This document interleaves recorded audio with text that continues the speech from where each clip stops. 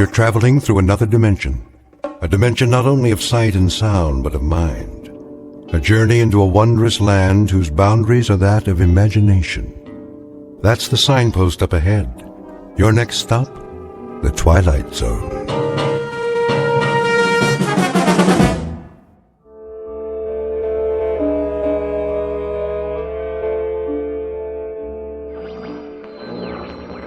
Radio station WNYG. We will continue to stay on the air for traffic advisories and other essential news, including weather updates. That's the spirit. First, a bulletin from the Office of Civil Defense. Traffic is slow moving north and east out of New York City. The Garden State Parkway, the Merritt Parkway, and the New York State Thruway are reportedly bumper to bumper. Motorists are advised to remain off the highways until further notice. It is now 11:55 Eastern Standard Time. The temperature is 104 degrees. Humidity 91%, barometer steady. Forecast for tomorrow. I got your forecast. More of the same.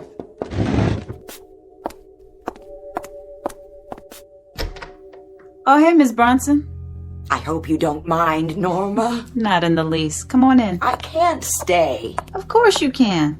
I always like it in your apartment. It's so much cooler. All I have is an old air conditioner and one little fan. That's more than I can say. Well, they don't do much, believe me. Go ahead and leave the door open. We need the circulation. You're painting another picture. Just something to pass the time. Oh, no, you're a real artist. I love the colors. Have you sold any lately? Nobody needs art these days, Miss Bronson. Not with all that's happening. Would you like a drink of water? I couldn't. There's a bottle in the fridge. But you need that for yourself. Nonsense. The repairman's trying to fix my refrigerator. You found a repairman? How'd you do that? It wasn't easy. Betty Ayers has a friend in the appliance business. She gave me his home number. It took him hours to get here. Well, at least he made it. It shouldn't take long to fix. If he can do anything with my old machine. I've heard there's a run on spare parts. I can understand why. In any event, I don't want to get in his way. Then you wait here with me. You sure you don't mind? I'll get the glasses and we'll both have some water. Ice water? Well, almost. At least it's cool. You must be parched. You're very kind. Don't be silly. Thank you, Norma. I haven't had anything cold to drink all morning. Who's there? Well, hey, Susie. I'm thirsty. Are you, sweetie? Yes. Then come on in. Why, that's the first word I've heard the child say in ages. She just stands and watches. I think she's not right. Who is these days? Come here, Susie. Don't be afraid. Would you like some too? Sure you would.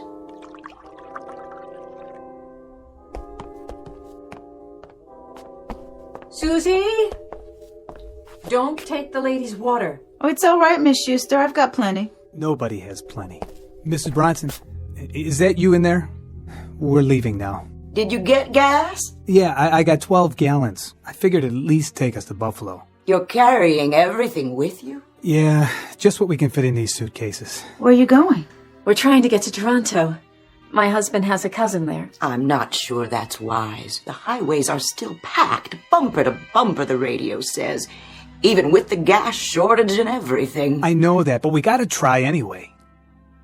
Look, we wanted to say goodbye. We've enjoyed living here, Mrs. Bronson. You've been real kind. Let's go, honey. Susie? Finish your water. There. Bye now, Susie. Bye. You be good. And have a safe trip. Good luck.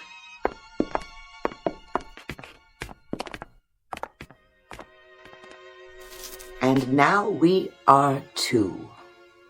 They were the last? The last. The building's empty, except for you and me. What happens now? I don't know. I heard on the radio that they'll only turn the water on for an hour a day starting tomorrow. They said they'd announce what time.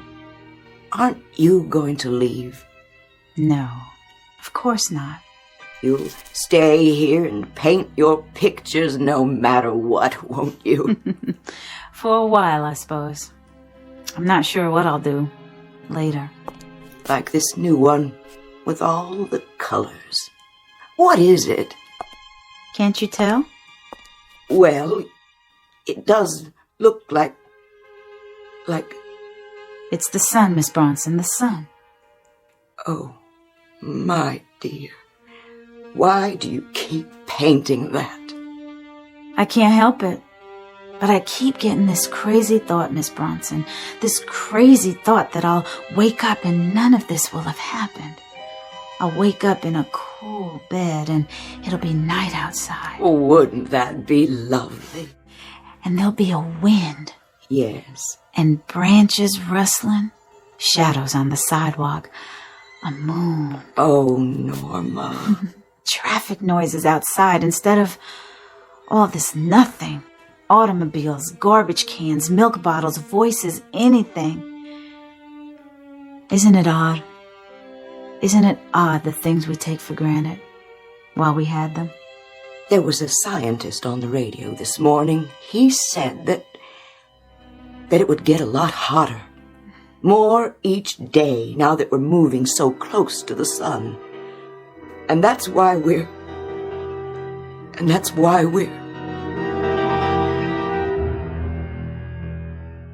The word that Mrs. Bronson is unable to put into the hot, still, sodden air is doomed, because all the people you've met have been handed a death sentence.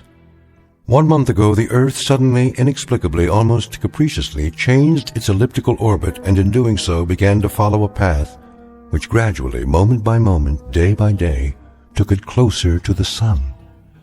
It is 12 o'clock, but the 12 is midnight. There is no more darkness, no more night. And all the little luxuries like air conditioning, refrigerators, the insignificant devices we use to stir the air are now no longer luxuries. They happen to be pitiful and panicky keys to survival. The time is any time. The place is New York City. And this is the eve of the end. Outside, a city has emptied itself of its inhabitants. They have trekked north toward Canada in a hopeless race against a sun which has already begun to overtake them. This is a world of heat, a brilliant white orb that draws closer with every tick of the clock. It is high noon, the hottest day in history. And you're about to spend it in the Twilight Zone. And now, The Twilight Zone and our story, Midnight Sun, starring Kim Fields, with Stacy Keach as your narrator. Would you care for another drink of water, Miss Bronson? I've taken more than my share. Forgive me, Norma. Aw, after all you've done for me, don't you talk that way. Oh, there's the repairman. Hey, you looking for Miss Bronson? She's in here. She's running again, ma'am. Oh, I'm so glad. I tell you, I wouldn't sign no guarantee as to how long she'll run, but she shouldn't give you any trouble for a while. Oh, that's such a relief. You don't know. Yeah, I do. I've been to 4 buildings already today. People treat me like I'm a lifesaver or something. You are. Hey, I'm only doing my job. I don't like to ask, but was you going to pay for this in cash? I have a charge card. Well, the boss says I should start collecting in cash. On account of the banks shutting down and everything. What? Is that true? I didn't hear anything on the newscast. I know they cut back their hours. Yes, ma'am. Most branches don't open at all anymore. And cash machines? Forget it. The gangs are hauling those away right and left. It's a cash business nowadays. So, we've been working around the clock. Have you? Refrigerators breaking down every minute and a half. Everybody and his brother trying to make ice. Then, with the current being shut off every couple hours, that's tough on the machines. You know, the compressors. You can't get decent copper tubing to save your life. Look, Miss Bronson, about the bill. How much is it? I gotta charge you $100. Oh, $15. 15 minutes work? For 15 minutes work. Most outfits are charging double that. Triple even. It's been that way for a month. Ever since the thing happened. I don't have any money left, but What are you doing? this ring is gold. Don't, Miss Bronson. It's worth a lot more than $100. It's priceless. Put it away. Go ahead, charge it. I ain't taking a lady's wedding ring. Goodbye, Miss Bronson. Good luck to the both of yous. Thank you. I'm in no hurry to get back out there, let me tell you. Look at that sky. I don't think I ever saw a white sky before. Is that what it is now? White? I'm gonna try to get my family out tonight. Drive north, Canada if we can make it. They say it's cooler there. Not that it makes that much difference. Just kind of prolonging it. Everybody rushing to fix their refrigerators and air conditioners. It's like somebody drowning in the ocean and trying to get hold of, I don't know, a piece of seaweed. I'm sorry. I didn't know what else to do, so I called you. It's nuts. Just prolonging it, that's all. Lordy, it's hot. How do you paint a white sky, Norma? You can't. Not really. Just layer on a lot of paint with a palette knife, swirl it around, mix with some yellow and magnesium, maybe cobalt blue highlights. I'm running out of all of them. I think I got 1 tube left of each. Then what will you do?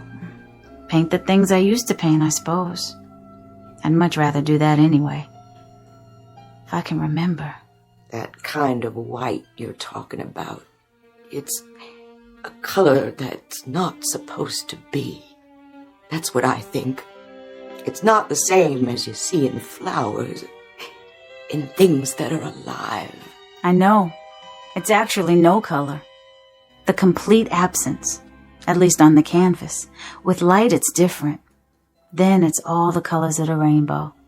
But as if they're on fire. So bright you can't tell them apart. Like outside. Don't open the curtain. I'd just as soon not know. I just want to see what it's like now. Before I go out. Oh, no. Please don't. Just to the store. Yeah, I have to. Before things get any worse. What are they saying on the radio? I'll check.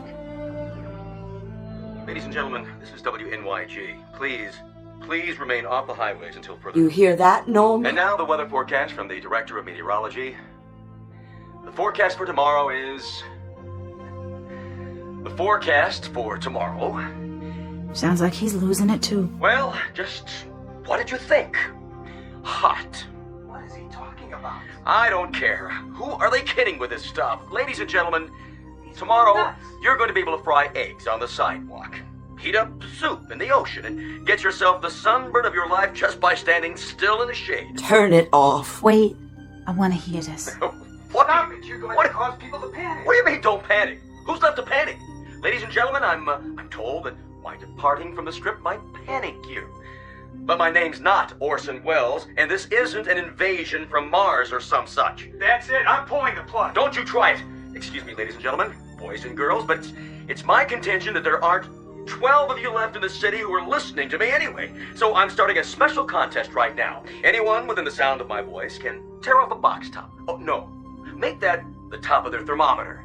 Mail it to me. I'll send them my own specially devised booklet on how to stay warm when the sun is out at midnight. Now, maybe I can find a couple of commercials with real pizzazz for you. How about a nice cold beer? Wouldn't that taste just great right now? Let me alone. Full stop it. Do you hear me? Let me alone. Come on. I said let go. You see, honey, you're not the only person who's frightened. What about you? How much longer can you go on? As long as I can. There isn't much choice, is there? So you can keep painting your pictures. I don't know that I care about that now. But you should. They're a record of how it was. I suppose. But there's no assurance that anyone will be around to see them, is there? Then why do you still paint? Because I always have. It's the one thing I can do, even if it doesn't matter to anyone else. I don't know how you keep going. I really don't. Neither do I, Miss Bronson. Neither do I.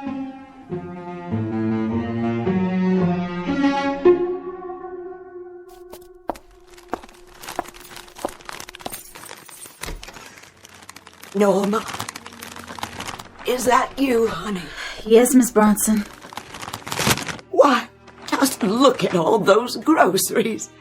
The store was open. Whew, wide open. I think that's the first time in my life I was sorry I'd been born a woman. This was all I was strong enough to carry. There weren't any clerks, Miss Bronson. Just a handful of people taking all they could grab. At least we won't starve. And there are 3 cans of fruit juice in the bottom of the bag. We'll try one as soon as I turn the fan on.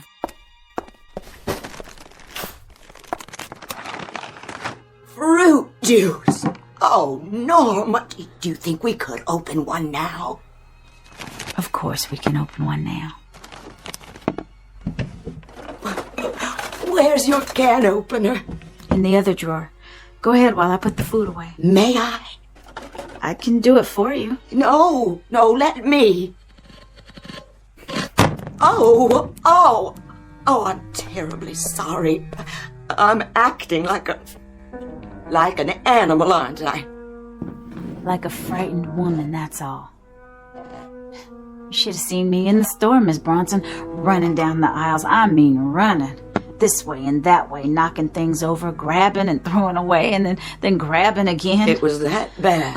And at that, I think I was the calmest person in the store. One woman just stood in the center of the room and cried. Cried like a baby.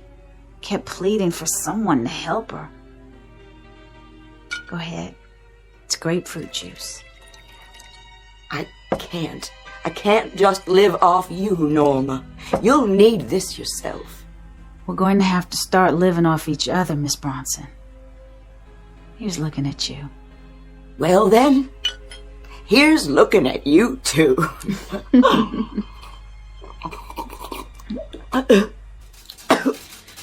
Oh no, the current's off again. Every day it stays on for a shorter time.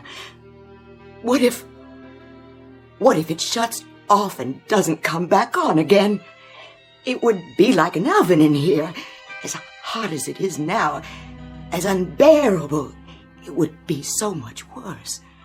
Norma, it would be so much worse. You mustn't think that way. Norma.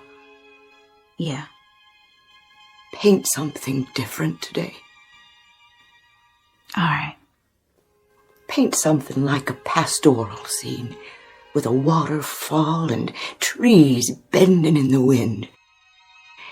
Paint something cool, not like this.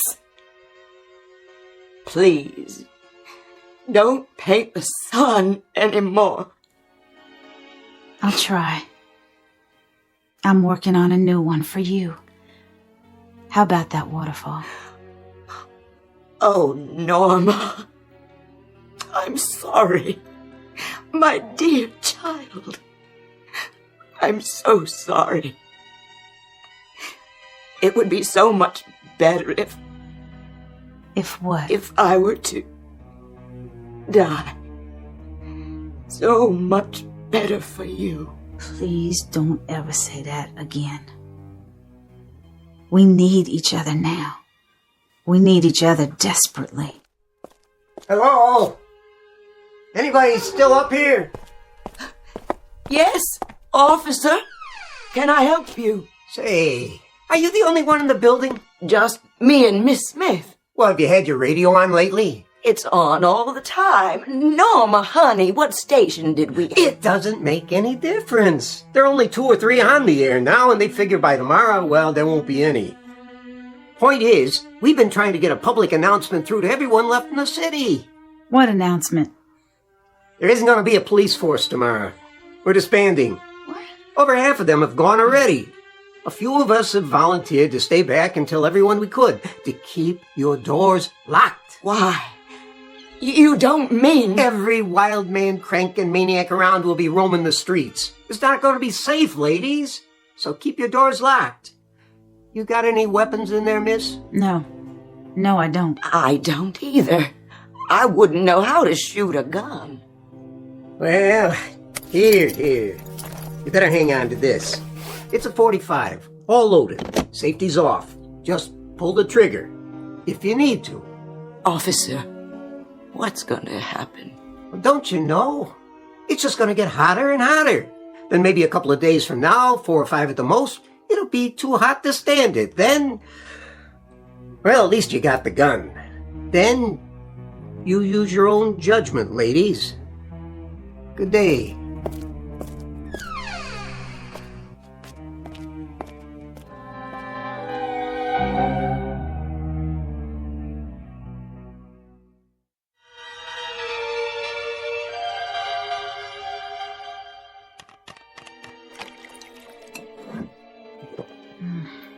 Warm.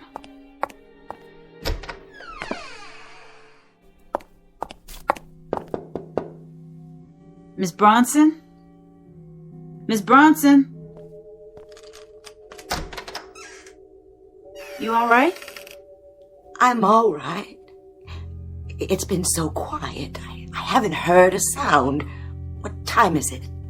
My watch is running slow. About 3. 3 o'clock. Yeah. In the afternoon. Were you able to sleep? I laid down for a while. Good for you. I tried shutting the curtains to keep the light out. You had them open? I couldn't fight it anymore. It gets so stifling when they're closed. I guess it's psychological, isn't it? I don't think there's much difference between out there and in here. What's outside will be in here soon enough. No reason to hurry it. What was that? Something fell. Oh, no. No, it was someone. Didn't you lock the roof door? Yes. No. I don't know. I can't remember. I thought I did. Come with me. Where are we going? To my apartment. They might not bother with this floor. They might see all the empty apartments and think everyone has moved out already. Now, Miss Bronson. Norma. Shh. What are we going to do? Hey. Who's in there? Somebody in there? What should we do? Don't make a sound. Come on out, Tootsie. I know you're in there. Come out and be friendly. Hurry it up, I ain't got all day. You come out, or I'm coming in. Did you hear that? I heard something. That was a gun. A big one. Yeah? What else you got in there? You got a bottle in there by any chance? A real bottle? Vodka, whiskey, rum, anything. I'm not particular. How about a little drinking? It's a .45. I'm pointing it at the door right now. Hey, I ain't so bad once you get to know me. Get out. Just get out. Leave us alone. Go downstairs to the front door, walk outside, and keep going. Don't look up at this window, and I'll forget about it. Okay, honey. I never argue with a lady who has a gun. He's gone. Of course he is. I'm so glad. I'm gonna put the gun away. Miss Bronson, don't open the door yet. Wait a minute. You can't come in here. I said I have a gun right here. Back off.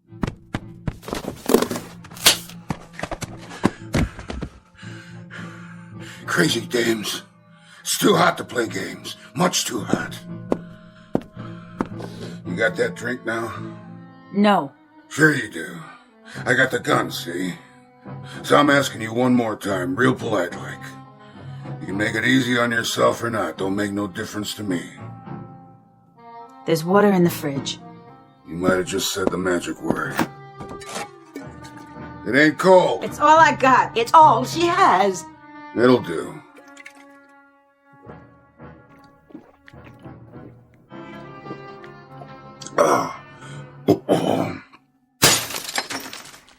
Are you going now? You promised. Well, look at all the pretty pictures.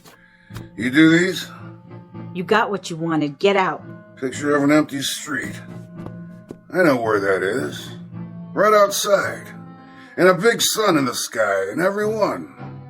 But you're good. You paint real good. My wife used to paint. Please leave us alone. We didn't do you any harm. Please. Do you want to talk about her? Who? Your wife.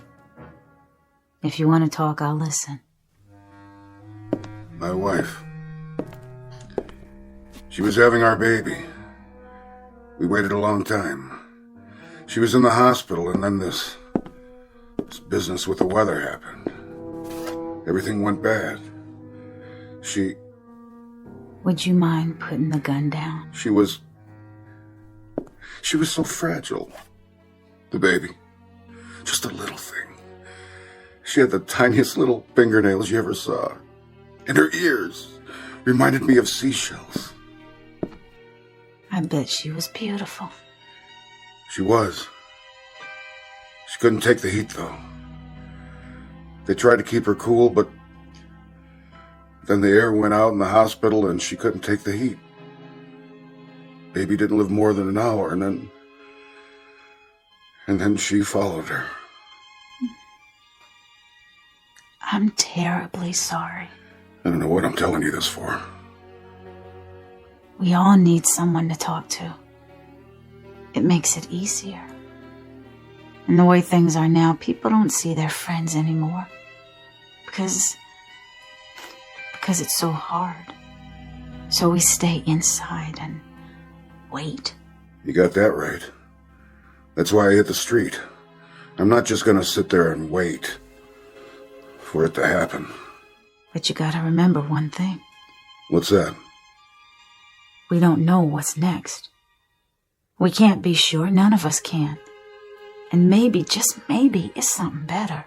Some things we're not supposed to know. Otherwise, there'd be no point in being alive, now would there? What made you so smart anyway? You seem like a decent man. I am. I'm not a housebreaker, I swear to you. I'm a decent guy. It's just the heat. That terrible heat out there, no matter where you go. And all morning long I've been walking around the streets trying to find some water. I didn't mean to do you any harm, honest. I wouldn't hurt you. I know. I can see that. Would you believe it? I was scared of you. That's right. I was just as scared of you as you were of me. And sorry about your water bottle. I'm off my rocker, I guess. I was just so thirsty. Forgive me. Would you? Would you please forgive me? Yeah. That means a lot. Where will you go now? Think I'll go home. Here's your gun. I don't want it. I wouldn't have used it anyway. I don't think I would have either. Will you tell me one thing? If I can. What I want to know is, why don't we just burn up and get it over with? That's all that's left now. Just to have it end. All of it.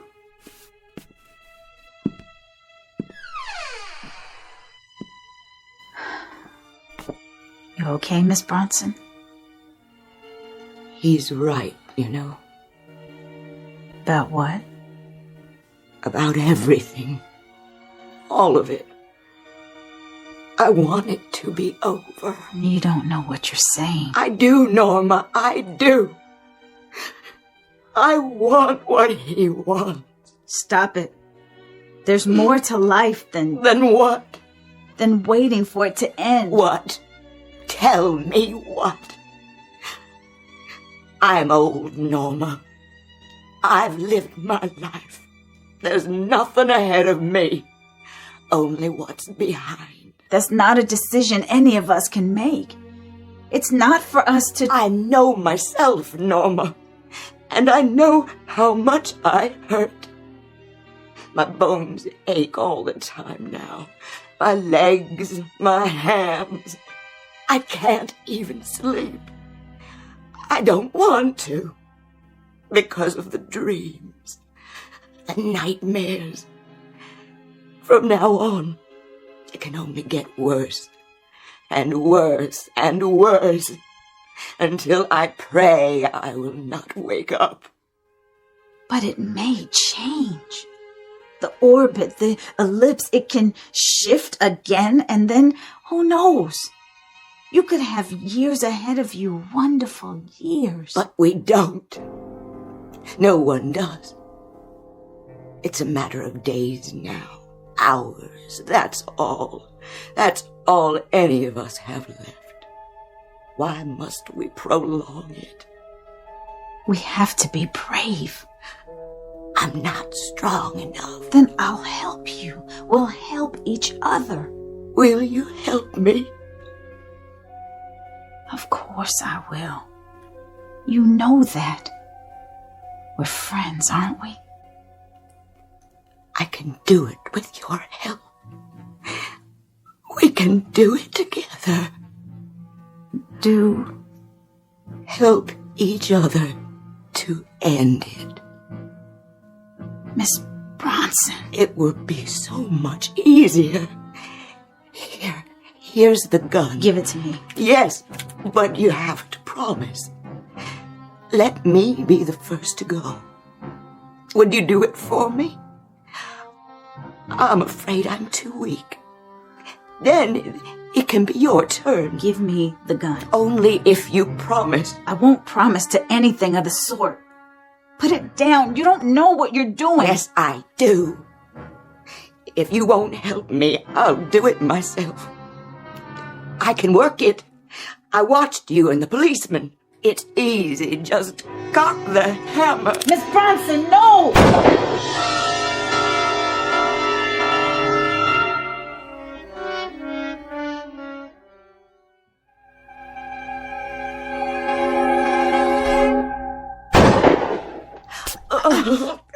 I said, give it to me.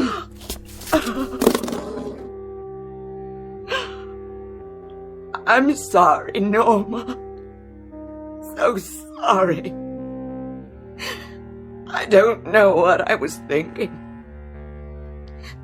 I only know I can't go on like this. There. It's all right. All you did was make a little old hole in the wall. See? It went through your new canvas. Oh, Norma, what must you think of me? No harm done. I can fix it. I'll help you. It's your picture now anyway. What? I painted it for you. Norma, no. It was gonna be a gift. You shouldn't have gone to so much trouble. I'll set it right here so you can see it. Do you like it? Oh, I do. You'll have to be careful for a while, though. The paint's still wet. It's beautiful, Norma. You think so? I've seen waterfalls like that. You have? And you have too, I can tell. I was working from memory. I'm not sure when or where. There's one just like it near Ithaca, New York. It's the highest waterfall in this part of the country. And I love the sound of it. That clear blue water tumbling over the rocks. The wonderful, clear water. You hear it? I'm not sure. Oh, no. It's lovely. Just lovely.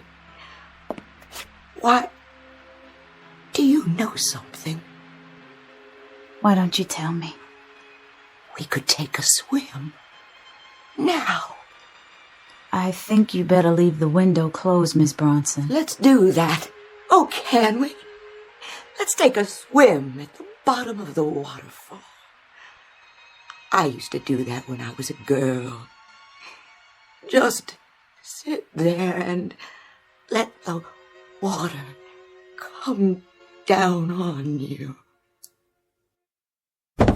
Miss Bronson! Miss Bronson! Miss Bronson! Take them! All the pictures, I want you to have them. Please! Please, take them! They're all wet. That can't be. They should have dried in this heat, but the paint is sticky. I don't believe it. It's melting. Gotta close the window and keep the heat out. The glass is so hot.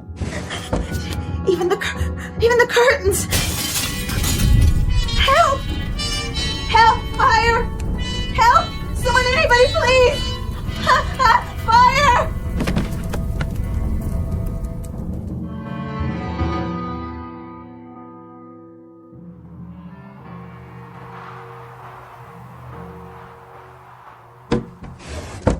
How is she, Doctor?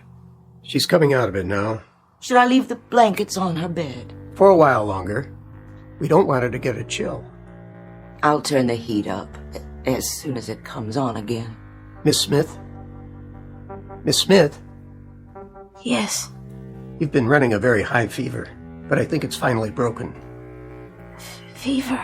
You gave us a start, child. You've been so ill. But you're going to be all right now. Of course. Look in on her every few minutes. Give her something hot to drink if you can. I'll do that. I hope she'll be all right. Just let her sleep as much as she can. I will. I wish I had something left to give her, but the medicine's pretty much all gone now. You've done so much already, just stopping by. I know how hard it was for you to get here.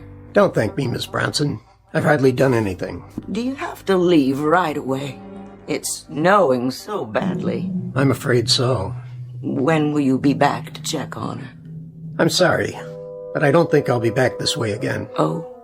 I'm going to try to move my family south tomorrow. Oh, dear, is that wise? Well, a friend of mine has a private plane. Otherwise, I wouldn't risk it. Of course, it's still risky with ice on the wings and all. But we've got enough fuel. If we keep it in the hangar till morning, it should start. They say on the radio when they're broadcasting that Miami is a little warmer. So they say. You know, sometimes I think we're just prolonging it. That's all we're doing. Everybody's running like scared rabbits as far south as they can get. And they say that within a week everything will be covered with snow down there, too. I only hope the heat comes back on. I can tell it's going to get worse, even here. Especially here. How many are left in the building? Well, the Schusters say they're going to move out if they can get their car running and find some gas. And then we'll be two. Just me and Norma. Radio station WNYG. We will continue to stay on the air for traffic advisories and other essential news, including weather updates. They're back on the air. Turn it up.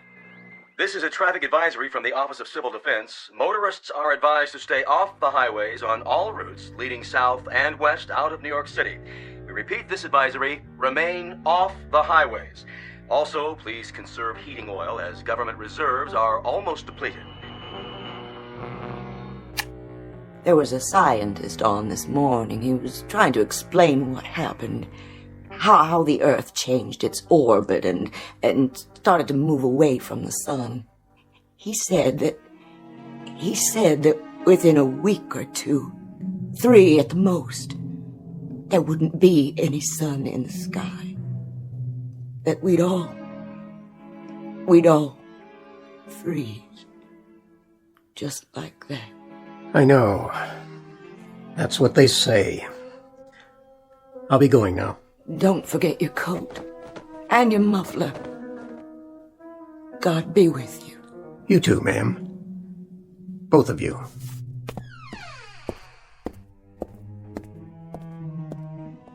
Miss Bronson. I'm right here, dear. And how are you feeling, Norma? I had such a terrible dream, Miss Bronson. Oh, now. It was so hot, and there was daylight all the time, and there was what do they call it? A midnight sun. There wasn't any night at all. No night at all, nowhere. That was quite a dream. Isn't it wonderful? What, dear? Just being here. To have darkness and coolness. You don't know. You can't imagine. Yes, my dear. My dear, dear Norma. It is. It's wonderful.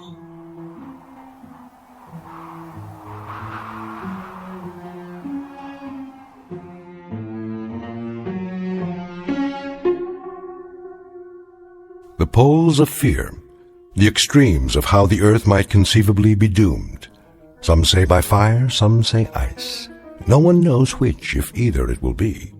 But the mind remains restless, awake in the night, imagining how it will come. The truth, however, may not be ours to know except in dreams, when imagination whispers warnings to us all.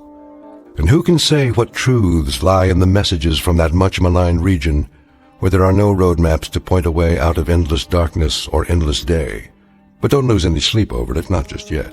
It's all a trick of the mind, that vast uncharted continent explored only by the bravest and most reckless among us, the ones we call seers and artists. For now, this simple exercise in the care and feeding of a nightmare, respectfully submitted by all the dreamers and thermometer watchers in the Twilight Zone.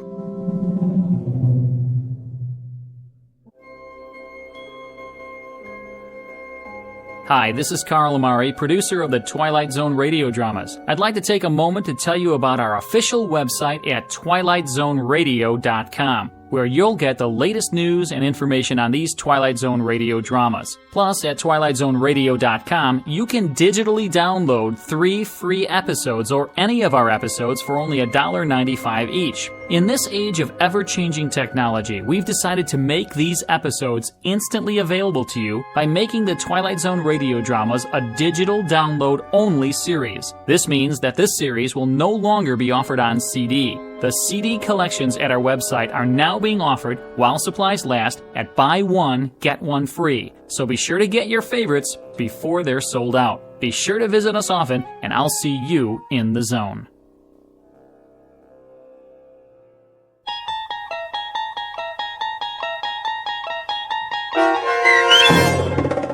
Midnight Sun, starring Kim Fields, with Stacy Keach as your narrator, was written for The Twilight Zone by Rod Serling and adapted for radio by Dennis Etchison. Heard in the cast were Taylor Miller, Doug James, Linda Ryder, Lauren Patton, Rich Kominick, Turk Muller, Lynn Foley, and Guy Burrell. To learn more about the Twilight Zone radio dramas and to obtain audio cassettes and CDs of these programs, visit our website at twilightzoneradio.com. The producers of The Twilight Zone wish to thank CBS Enterprises, Carol Serling, Dennis Etchison, Dick Brescia Associates, Claire Simon Casting, Don Longo, Terry Jennings, the American Forces Radio and Television Service, our sponsors, and our radio affiliates for helping make this series possible. This copyrighted radio series is produced and directed by Carl Amari and Roger Wolski for Falcon Picture Group. Doug James speaking.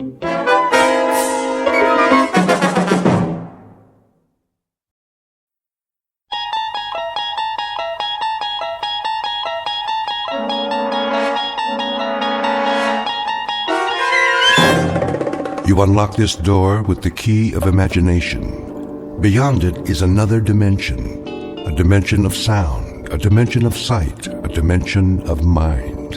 You're moving into a land of both shadow and substance, of things and ideas. You've just crossed over into the Twilight Zone.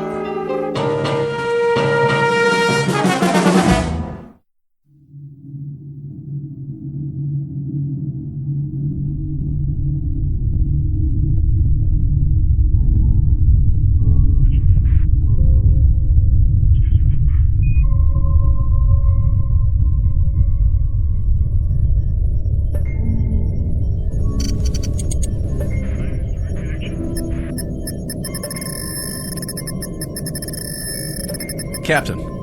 What? Look in the viewer. Switch lenses. Yes, sir.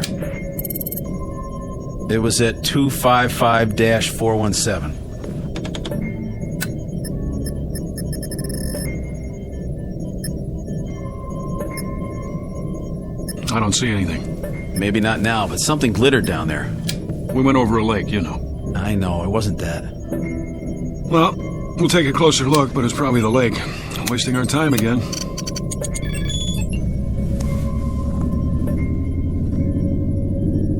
What are we turning for? I saw something. What? Something metallic, Carter. Yeah? He thinks so. We're almost there, then we'll know.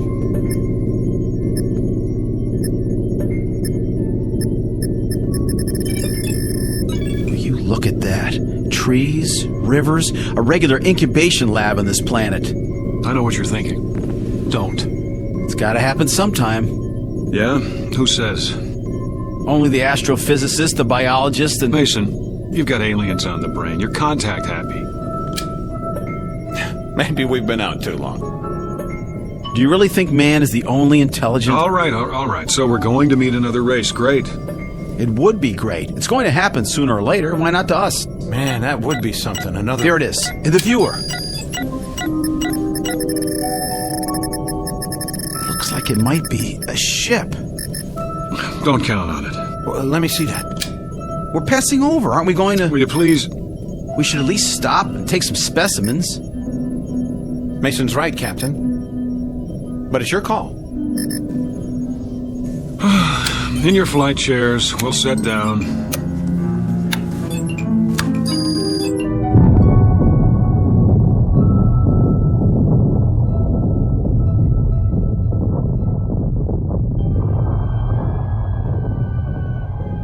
Captain Ross, Lieutenant Mason, Lieutenant Carter, aboard spaceship X-89, cruising above the 13th planet of star system 51. In a little while, supposedly, the ship will be landed and specimens taken. Vegetable, mineral, and, if any, animal. These will be brought back to overpopulated Earth, where technicians will evaluate them. And if everything is satisfactory, stamp their findings with the word inhabitable, and open yet another planet for colonization. These are the things that are supposed to happen. In actuality, they will not happen at all, but will instead be superseded by events far more unusual, because the 13th planet of star system 51 just happens to be located in the Twilight Zone.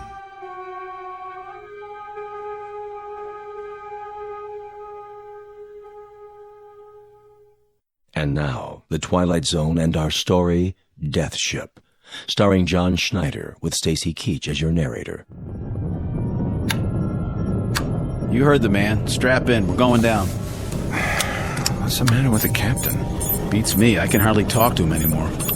He has been acting pretty strangely. You said it. As if he's fighting something. Yeah, us.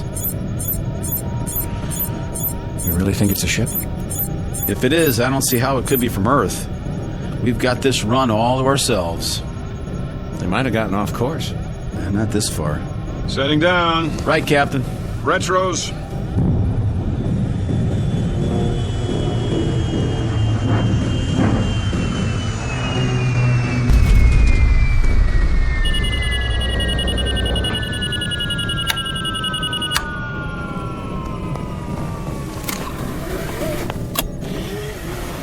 The porthole. Mother of God. It's a ship, all right. Or was. Now it's a bunch of metal, twisted and... Easy. Don't open the hatch till we check the atmosphere.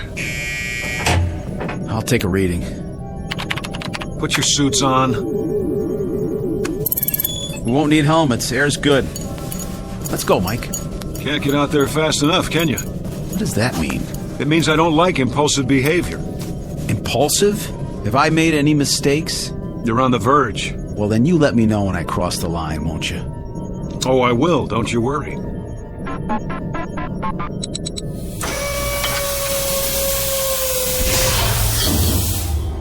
We stay together. Nobody takes any risks. That's an order. I understand, Captain. Carter, Yeah. All right, then. Let's go.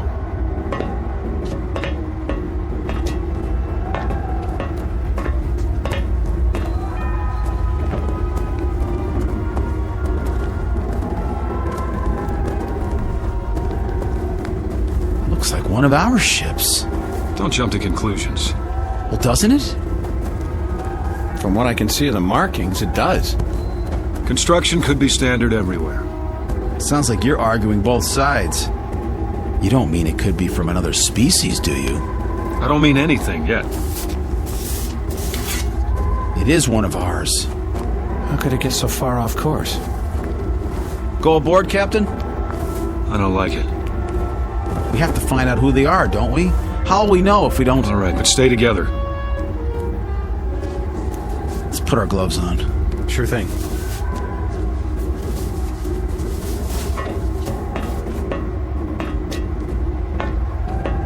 Man, pretty familiar, isn't it? Even all bent up like this. It's from Earth, no doubt about it. We don't know that. But Captain, look at the shape, the styling. We don't know it, Carter. That's just jammed. Maybe the cabin's still pressurized. Not likely. Door frame's probably twisted. We'll try it together. If it doesn't open, forget about it. Forget about it? There isn't time. We have a schedule to keep. It's moving. Let's go.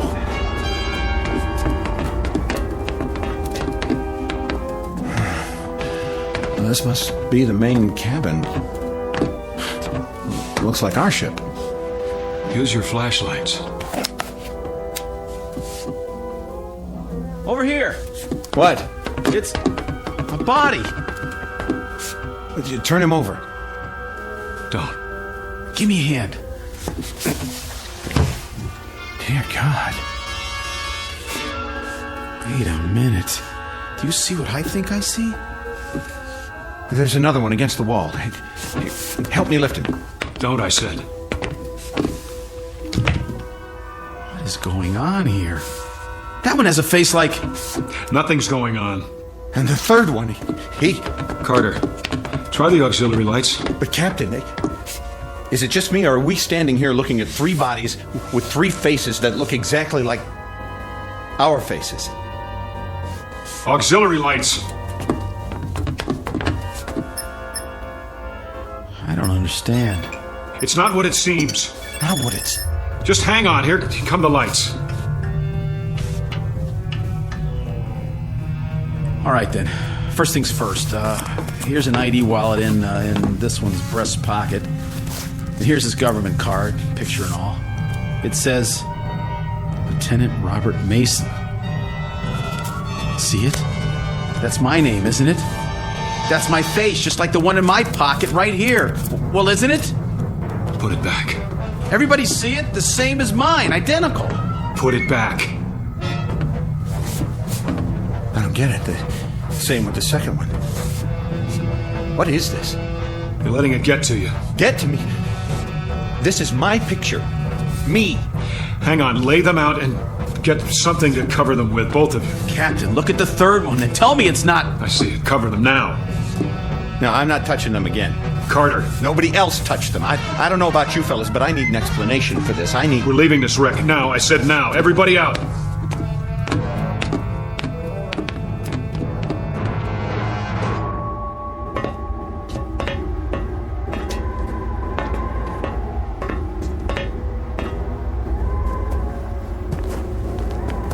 That's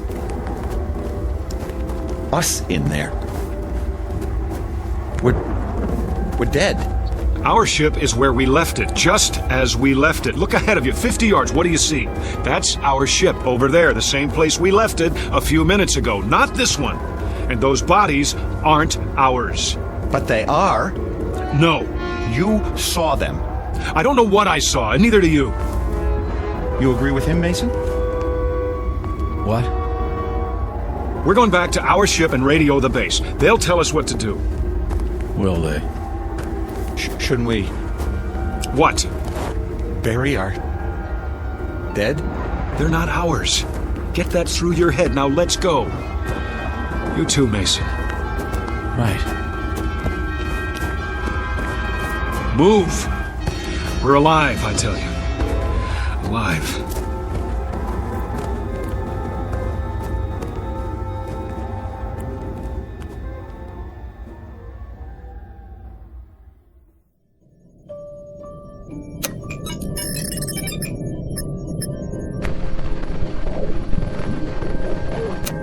Nothing. Try again. I've been trying it for... Again.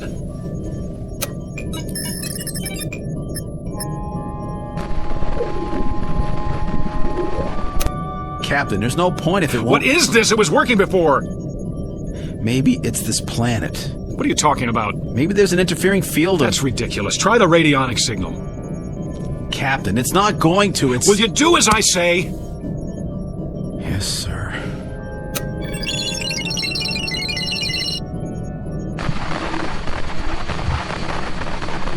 Again.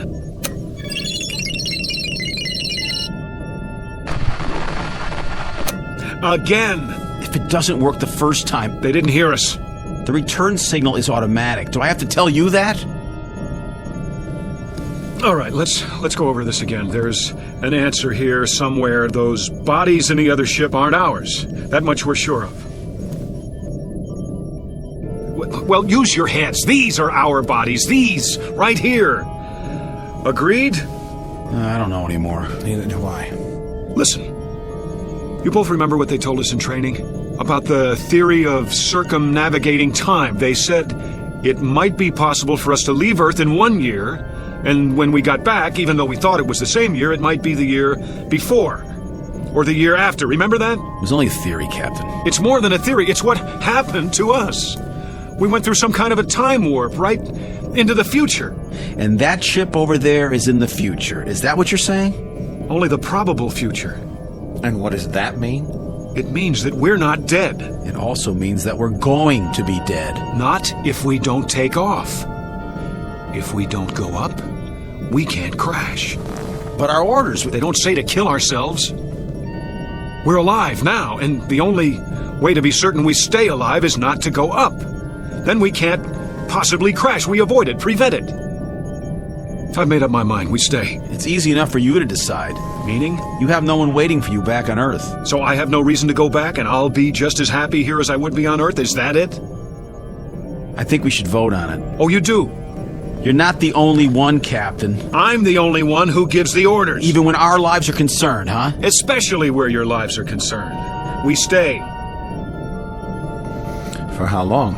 I'm not setting any time limit, Carter. A month? 2 months? I'm not setting any limit. We have enough food left for 3 weeks, Captain. I've no doubt there's edible food outside. You saw the landscape, trees, vegetation. How will we know what's edible and what isn't? We haven't got the equipment to test it. We'll watch the animals. I saw no animals, Captain. Did you? There will be. Well, if there are, there'll be a different form of life. What they eat might be deadly poisonous to us. We'll worry about that when the time comes. Right now, there's only one thing to worry about: preserving our lives. It may not even be necessary to stay here permanently. We may figure something out, but for now, the decision is to stay. Not our decision, Captain. Have you a better solution, then? Working at minimum capacity, the ship's electrical reserve can hold out for months. It won't be working at minimum capacity. Why? We're going to need heat. Lots of it. But it's only twilight, and already the temperature outside is minus 13 degrees. Would you rather lift off? Take the risk of duplicating that ship over there? How can we duplicate it, Captain? How can there be 2 crash ships? 2 of me dead, 2 of Mason, two of you. We'll go over it again until we find an answer. Because we have to. I think I'll lie down. Me too. It's been quite a day. And it's getting dark out fast. Very, very dark.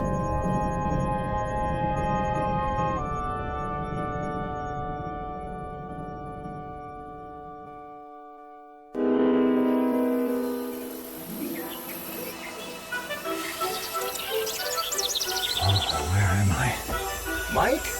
That's you, boy? Mr. Kramer? How did you... How did I... When did you get home? Home? On leave, are you? You're looking fit.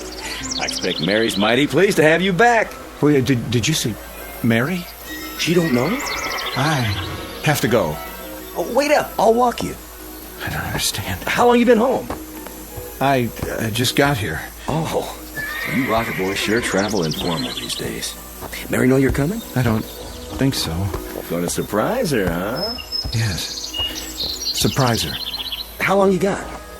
I'm not sure. You all right, Mike? Hello, Mike. Mrs. Nolan? Home on furlough? I don't know. Old Mrs. Nolan still makes that long walk to town every day. She'll go on forever. Forever. Hey, maybe we can do some hunting while you're home, huh, Mike? Got my shotgun with me. Always carry it now in case I see something. Not that I ever hit anything, but... Hey, where you going? Oh, I get it. In a hurry, huh? The house. Mary! There's a car still parked in front. Mary! Mary, I'm home. In the living room, the kitchen. Mary! Where are you? Mary! Mary! Are you upstairs?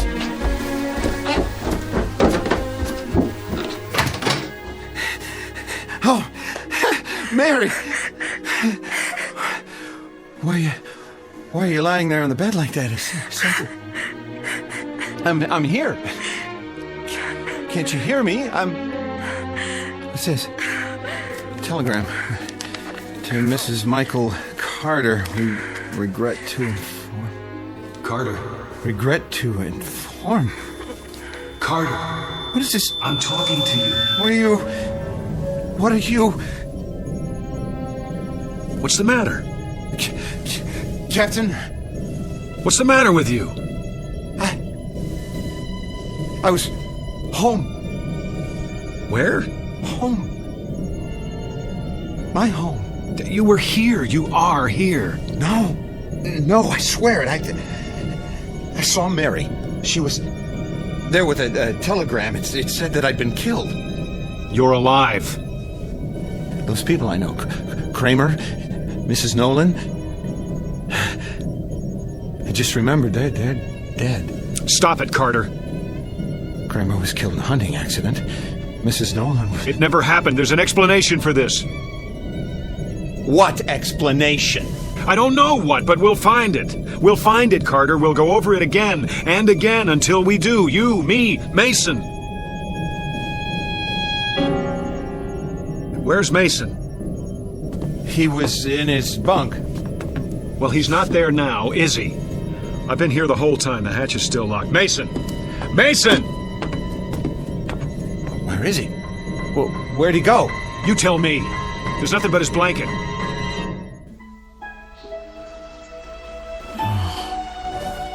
My blanket. My blanket. What's it doing on the grass?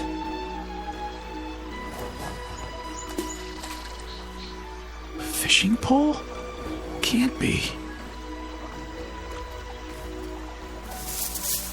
Oh, there you are. I thought I'd never find you.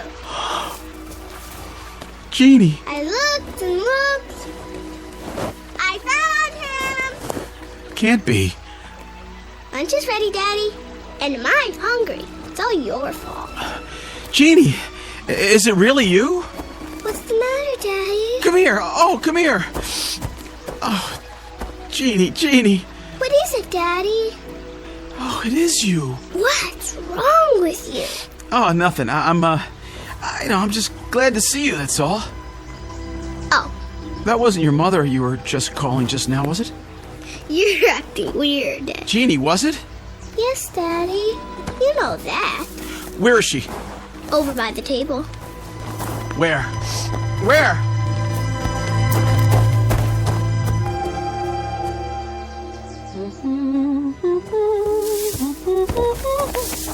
Bob? Oh, you scared me, honey. Bursting out of the bushes like that. I was just setting out the fried chicken. Oh, God, Ruth. Oh, God. Bob, what is it? Sweetheart, what's wrong? Nothing now. Are you sure? Yes, Yeah, oh yes. All this for lunch. Yes. My goodness, so emotional over a little potato salad and chicken. Where's Jeannie? Back there, by the pond. Were you asleep? Are you still asleep? This is a dream. I hope I never wake up. I just hope I go on dreaming and... Mason. Bob? Ruth? Bob? Who's... Let's go, Mason. Why is he here? Stand behind me. But... Just do it. Get out of here, Ross. I said, let's go. Get away from us. You're coming back with me. Back? Where you belong, on the ship. No, Bob. You're having a hallucination, Lieutenant. No, it's real. It isn't, and you're leaving with me. No! Oh, you think you can take me? Stop it! Take me back! You're coming back! I'm staying here. You can't! I won't let you! No! Yes! Back! Back! Back! I don't want to be here. I don't want to be here. Take it easy. Ruth! Ruth! There was no Ruth, no Jeannie. You lie. Let go of me. Oh!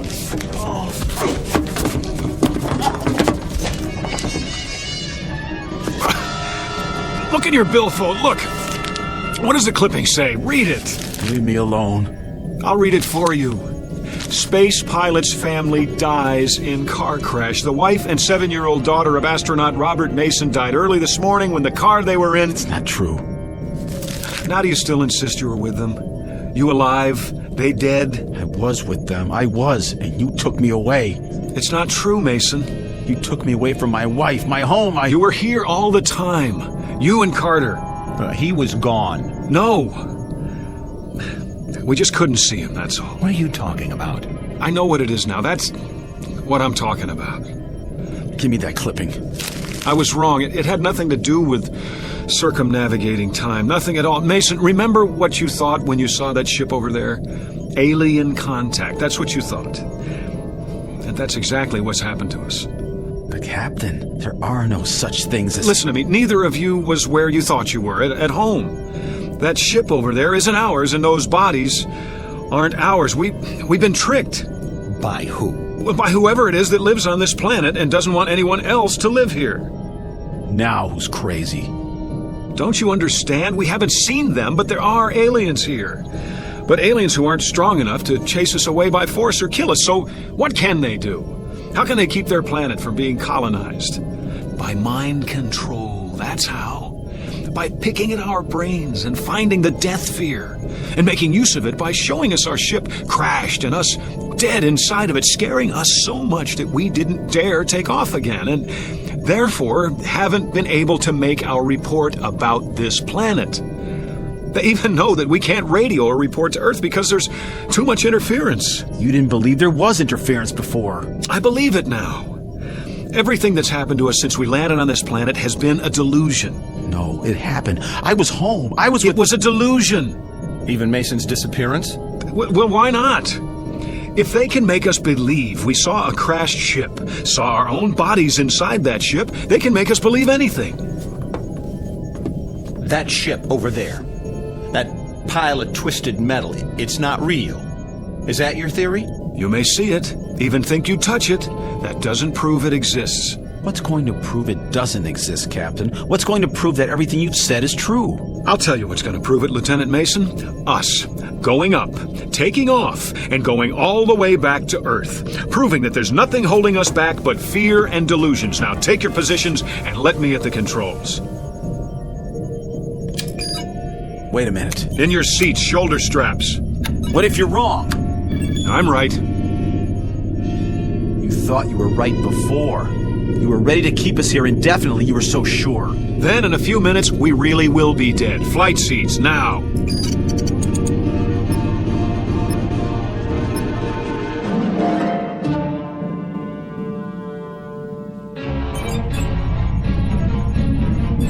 No. What do you think you're... I'm with Mason on this. Get your hands off those switches. That's an order. Are you so arrogant that you'll take a chance on killing us just to prove your point? I'm still the captain of this ship, and you'll do what I say. You're not the captain of our lives. Put your sidearm away. You're not taking us up. You want to stay here then? Starve, freeze, never see Earth again? Put it away, Mike. That's no answer. Then what is? I suppose he's right. You agree with him now? He's got a point. It's a big one. We can't just stay here. We do that and we know what'll happen. That's a given. It's a matter of food and the power supply and the temperature at night. We don't have a choice. I guess we don't. There's only one place left to go, and that's up. God have mercy on our souls.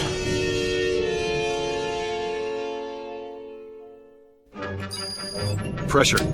Rising. Drive reactor. Check. Coordinates. Check. Gyro stabilizer. Active. Vertical thrust. Energized. Then prepare for liftoff. Check. 200, 300, 500. Here we go. 1,000, 1,250, 1,500, Captain.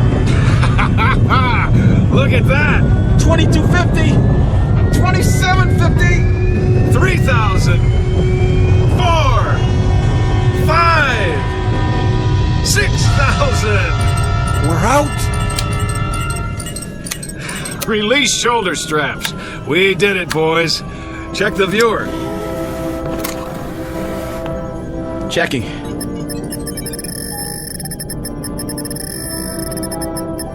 Well, see anything down there now? You were right. If I ever see anything glitter in that viewer again, I'll keep my mouth shut. I was right. Captain?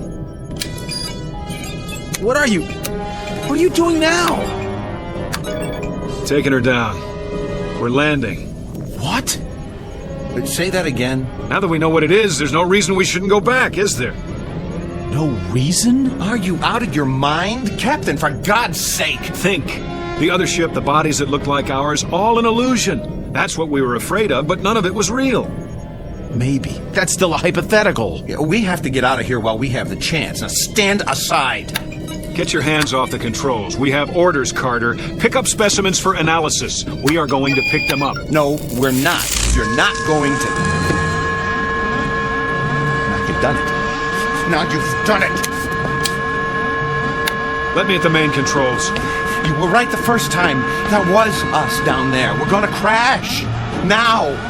No. We're going to die. We're not going to die. I'm not going to let us die. Auxiliary thrusters. It's no use. The stabilizer. The stabilizer.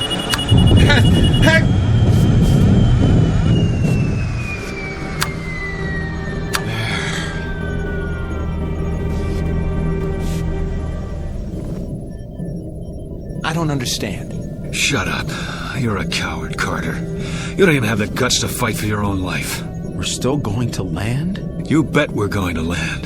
And when we do, you're going to see that the other ship is gone. Vanished. Because it was never there in the first place. Retros. Slow airspeed. I've got it. Now get in your places. We're not gonna crash. He's been right all along, hasn't he?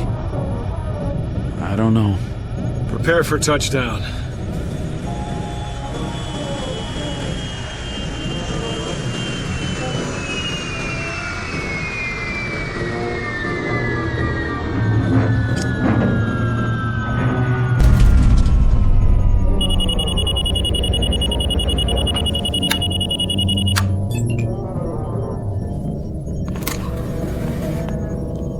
Now, take a look out the port. It's too dark to see anything. Use the spotlight.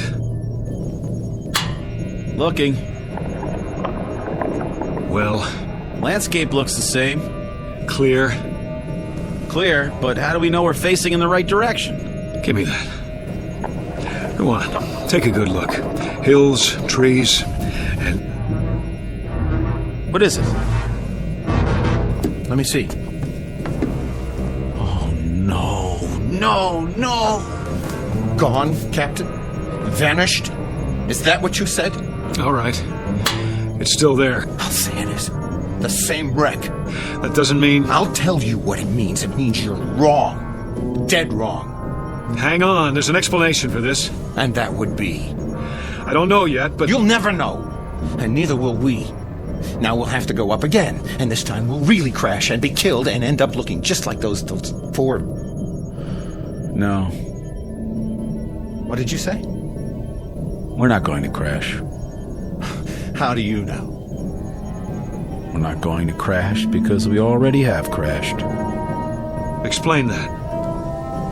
Stop fighting it, Captain. You're all out of explanations. What are you... There's only one explanation left, and you know what it is. Mason? I know nothing of the kind. Yes, you do.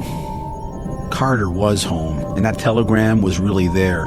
I was with my wife and daughter, because I'm like them now. No. Accept it, Captain. Accept what?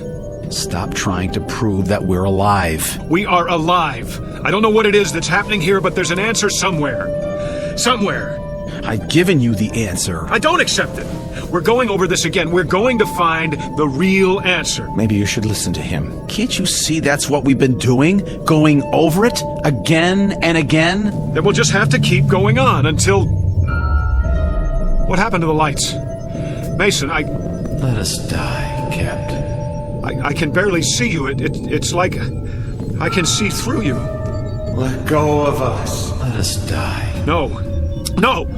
We're alive. Alive. We're going over it one more time from the beginning. You hear me? One more time.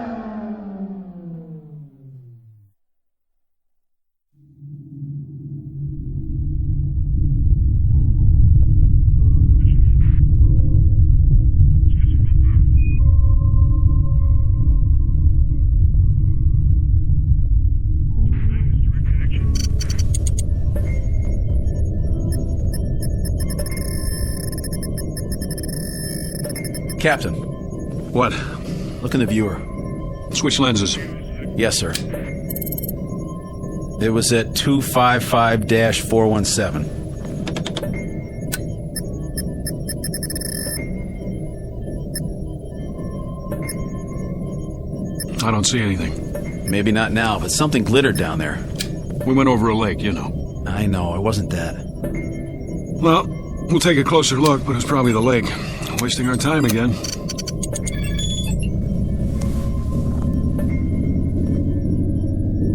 What are we turning for? I saw something. What? Something metallic, Carter. Yeah? He thinks so. We're almost there, then we'll know.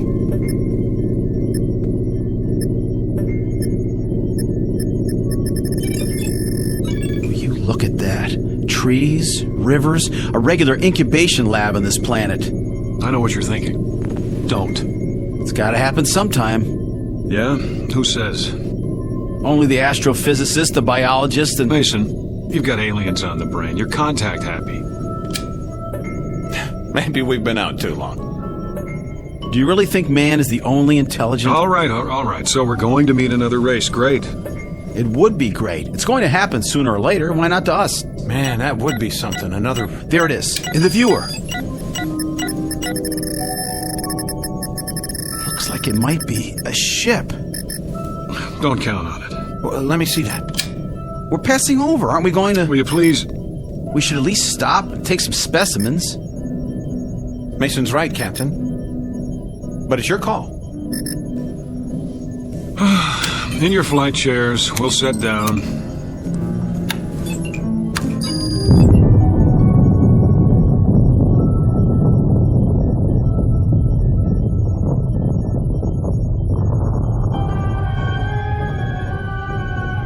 Captain Ross, Lieutenant Mason, Lieutenant Carter, aboard spaceship X-89, cruising above the 13th planet of Star System 51. In a little while, supposedly, the ship will be low. Picture of a man who will not see anything he does not choose to see, including his own death. A man of such indomitable will that even the two men under his command are not allowed by him to see the truth. Which truth is that they are no longer among the living, that the movements they are now about to make, the words they are now about to speak, have all been made and spoken countless times before, and will be made and spoken countless times again, perhaps even unto eternity. Picture of a latter-day Flying Dutchman sailing into the Twilight Zone.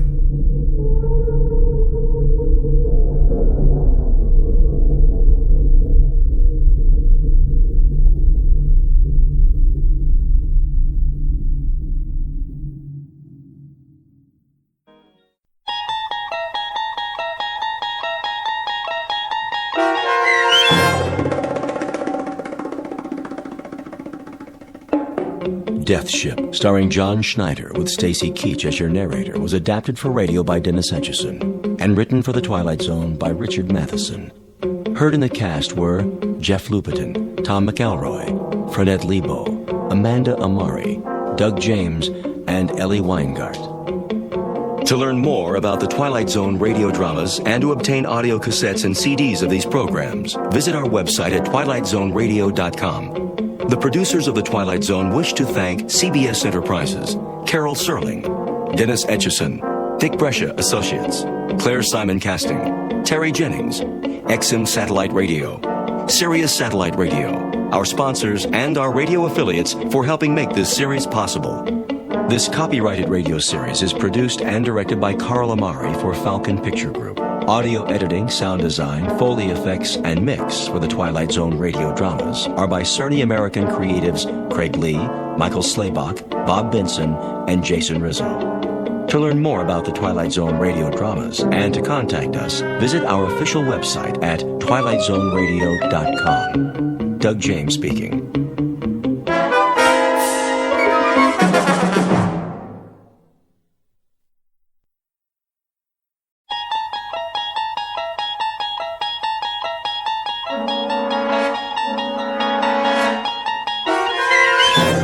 There is a fifth dimension beyond that which is known to man.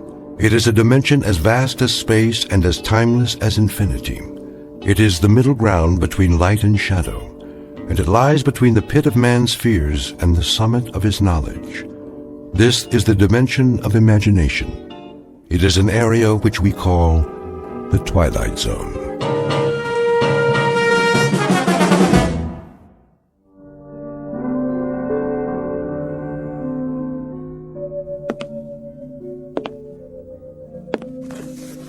Entry. 14th day, 6th month, year 4, I think.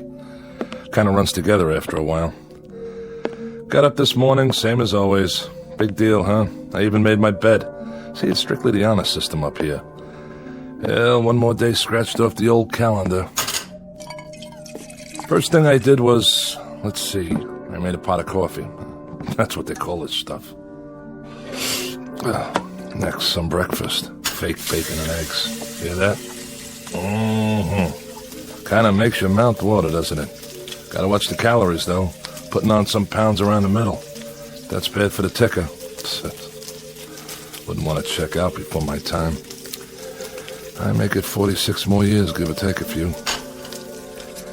Anyway, welcome to my world. At least I'll have something to play back later. Otherwise, I wouldn't have anybody to listen to.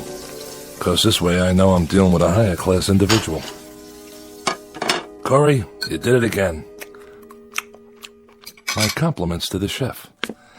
Now let's go outside and take a look around. Don't mind if I do.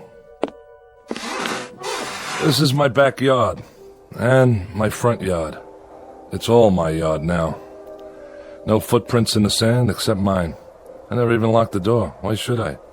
Nobody comes calling. Not even a lizard. Just miles and miles of nothing. Anyway, be back in a while. Time to go to work. I got a 1947 pickup truck out there. Been restoring it for years. Gives me something to do, like a hobby, you know. Alan B., he brings me parts a little bit at a time. Wonder how he's gonna get the long block here. Now that's gotta weigh more than a few pounds. Bye for now. This is Corey, signing off.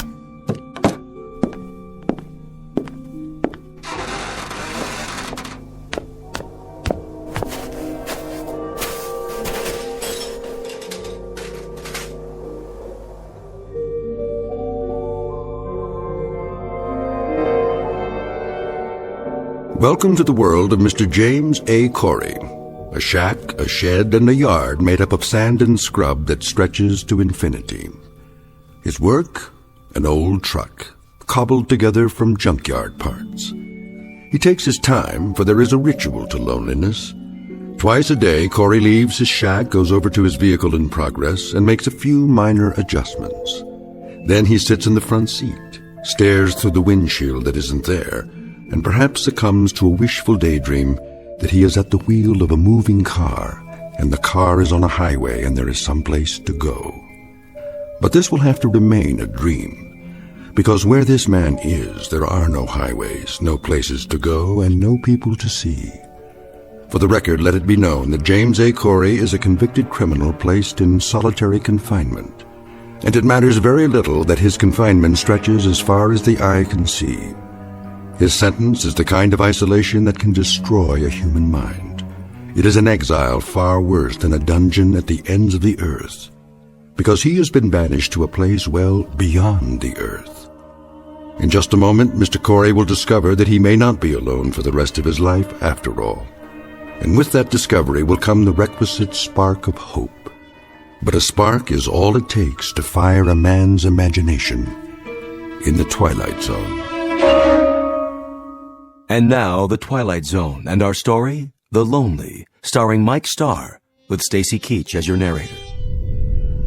There she is, dead ahead. Got it, Captain. Prepare for planetfall. All systems check. Sir? What is it, Carstairs? I got a question for you. How can we still call it planetfall if it's only an asteroid? That's a good one. Well, call it whatever you like, off the record. But we're on the record now. This isn't a training mission. Set the coordinates. Yes, sir. The surface is coming up mighty fast. I don't know how you can tell one sand dune from another. By doing this every 4 months, year after year, that's how. Corey's shack is just over the rise. I don't see... It's right there. Fire retro rockets. Decreasing speed. Ready to nose up. Nose up. 40 degrees. 60. Keep pulling. 75. 80. 88. 90 degrees, sir. Now angle her down. Tail first. Piece of cake, Captain. What are the numbers? 0400 hours, Earth time. Fuel 0.87 capacity. Cutting in a little close, sir. Ah, those meteors on the way out. We lost some precious time. Corey won't be very happy. He's not supposed to be happy, is he? You don't know him the way I do, Adams.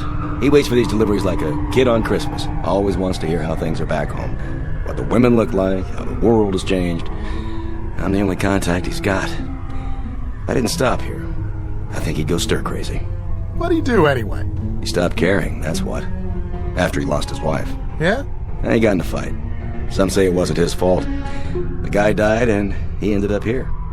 They don't have room for any more criminals back home. The new regime, huh? I read about that. But he's had a lot of time to think. Nothing to do here but think. Prepare to set her down. I want a 3-point landing this time. Yes, sir. Tail fins ready. We're going in.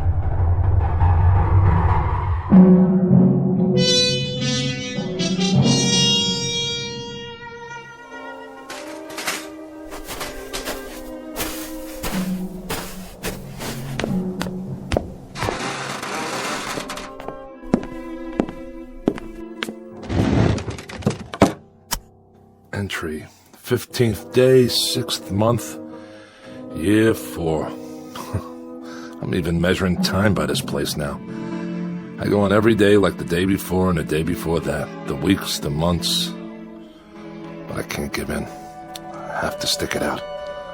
There'll be a supply drop coming soon, I think. They're overdue. Hope it's Allenby's ship, because he's a decent man and he brings me things. Like he sneaked the parts for that antique out there. Few pieces at a time, as much as he could carry. Thank God for that truck and the hours it used up. I can look at it out there and know it's real.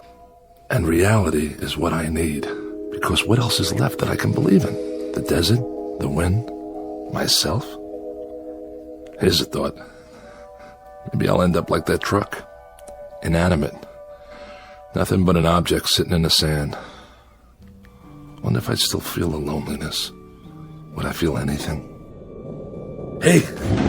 That's it. The ship. Hear that, diary? Now I don't have to talk to you. I've got somebody else. Besides myself. Be back later.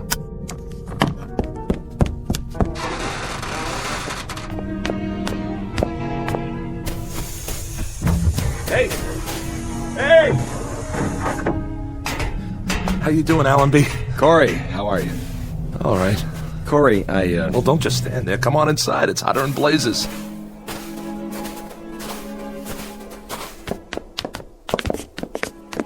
What a place you got here. Glad you like it. I didn't say I liked it. I think it stinks. And I guess you think I don't? I don't know what you think. Hey, take it easy, Adams. Well, you don't have to live here now, do you? No, but I've got to come back here 4 times a year. And that's 8 months out of 12, Corey, away from Earth. Sometimes my kids don't even recognize me when I get home. I'm sorry. I'll bet you are. Come on, fellas. Have some coffee. I got some clean cups. That's all right. Corey. Wait, what am I thinking? Let me pour you a real drink. Thanks, Corey. It's real nice of you. Not right now, Carstairs. If you say so, Captain. Hey, this isn't so bad, huh? I like the way you set it up in here. Sure.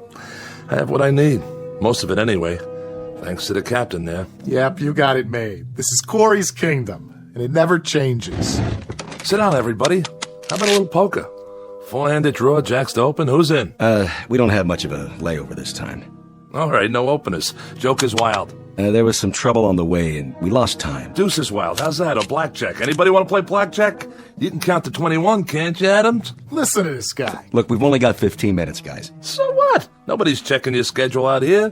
What's the big deal? I'm sorry, Corey. This isn't an arbitrary decision. If we delay our departure by more than 15 minutes, that places us in a different orbital position. We'd never make it back to Earth on the fuel we've got. We'd have to stay at least 14 days before we're in position again. So? Why not hang out here? I've got some beer put away. I can turn up the generator and get it cold. We'll sit around, talk. It's just not possible.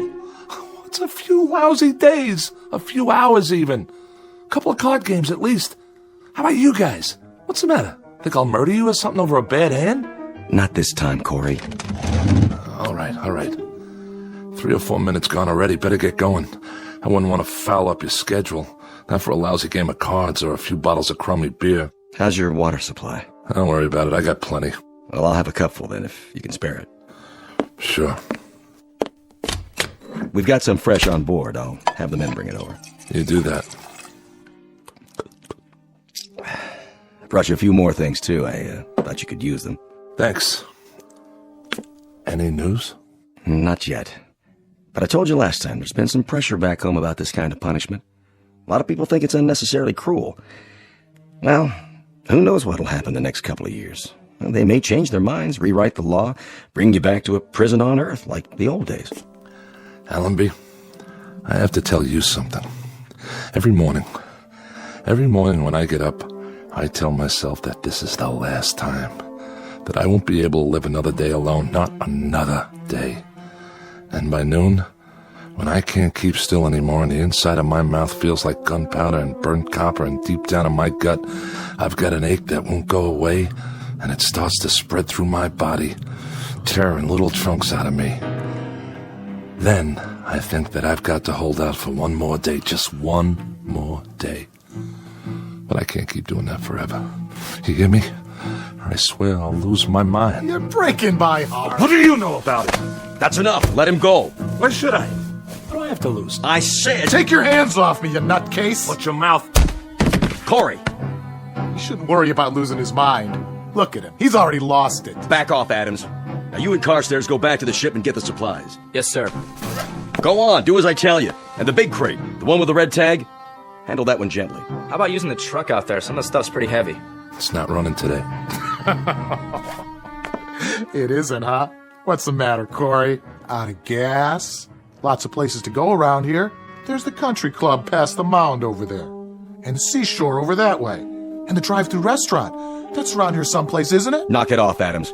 Get the supplies. I'm going.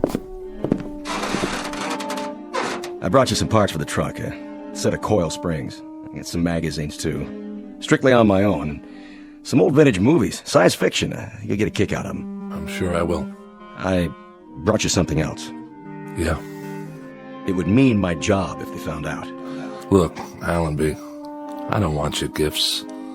I don't want your tidbits. Makes me feel like an animal in a cage and there's a nice old lady out there who wants to throw peanuts at me. Allenby, I only got one question. What about the pardon? I'm afraid you're still out of luck. That's what I figured. The new regime, huh? The sentence reads 50 years. And they're not even reviewing cases of homicide. Allenby, take a look out there. What do you see? This is 90% of the view I'm going to have for the rest of my life. Did it ever cross your mind? Because it crosses mine every hour of every day. Unfortunately, we don't make the rules. All we do is deliver the supplies and pass on information, because you're out of position for radio contact. Yeah, that's why they picked this place. Look, Allenby, a pardon. That's the only information I want. I'm not a murderer. I know. It was self-defense. A lot of people believe me, and it happens to be the truth. I killed in self-defense. I remember, Corey. Then why am I here? I doubt if it'll be much consolation to you, but this kind of assignment isn't easy. Stopping here 4 times a year, having to look at a man suffering? You're right. It's not much consolation. Here they come. I can't bring you freedom, Corey. All I can do is try to bring you things to help you keep your sanity. You want this big crate opened up, Captain? Not yet. Stay there. I'll be right out. Okay, I'll bite. What's the big box? You can open it after we're gone. If it's 20 years supply of puzzles, you can take them with you. When I want a problem to solve, all I have to do is look in a mirror. We've got to go now. Did you hear what I said, Corey? Wait till we're gone to open it. And this is important. When you open up the crate, there's nothing you need to do. The item has been vacuum packed. It needs no activator of any kind. The air will do that. There'll be a booklet inside that'll answer any of your questions. You're being awfully mysterious. I don't mean to be. It's just like I told you, though. I'm risking a lot to bring it here. They don't know what it is, so I'd appreciate it if you wait till we get out of sight. No problem. Give my regards to Broadway. And every place else while you're at it. Sure, Corey. I'll see you. Allenby! Yes? I don't much care what it is. But for the thought, Allenby, for the decency of it, I thank you. You're quite welcome, Corey. Have a good trip! 2 minutes, Captain. Go ahead and fire up the rockets. Yes, sir. Captain, just man to man. What did you bring him? What's in the box? I'm not sure, really. Maybe it's an illusion, or maybe it's salvation. Open the hatch. Let's get out of here.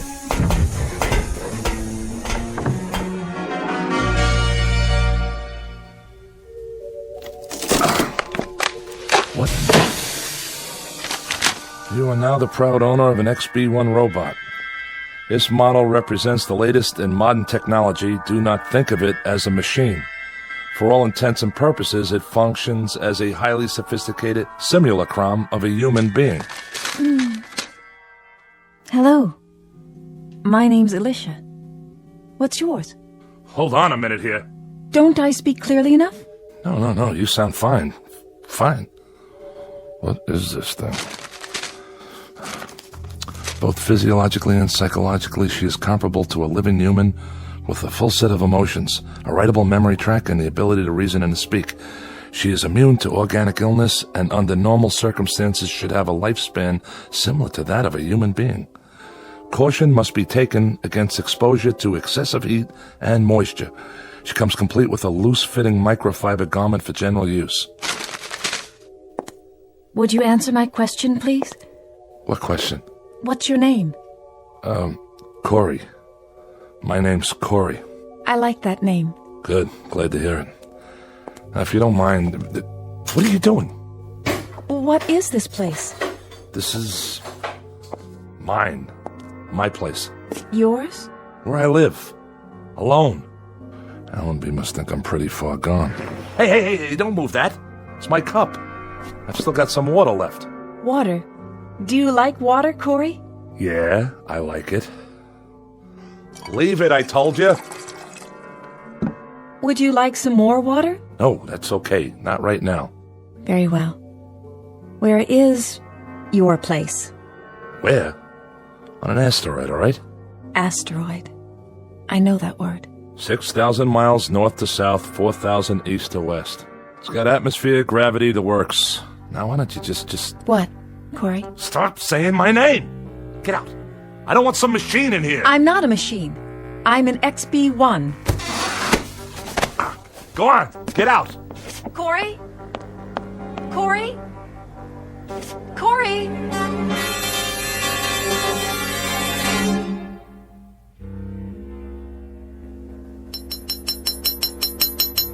Ow! Blasted coil springs. What's wrong, Corey? Nothing, all right? I brought you some water. Where shall I put it? Just leave it. But it will get warm on the sand. It won't taste as good. You know that, huh? What it tastes like? I can feel thirst. Yeah? What else can you feel? I don't understand. Can you feel heat and cold? The wind? Yes. How about pain? Can you feel pain? That too? Ow! How can you? You're a machine! Excuse me. A different kind of machine. Yes. Of course you are. So why didn't they build you to look like a machine? Aren't you made of metal with nuts and bolts sticking out of you? With wires and electrodes? Would you prefer that? You know, I might. Because then you wouldn't be a lie. A lie? Why do they cover you with stuff that looks like flesh? Why even give you a face in the first place? A face that if I look at it long enough, it almost makes me think... makes me believe that... Believe what? Stop asking me stupid questions. I didn't mean to.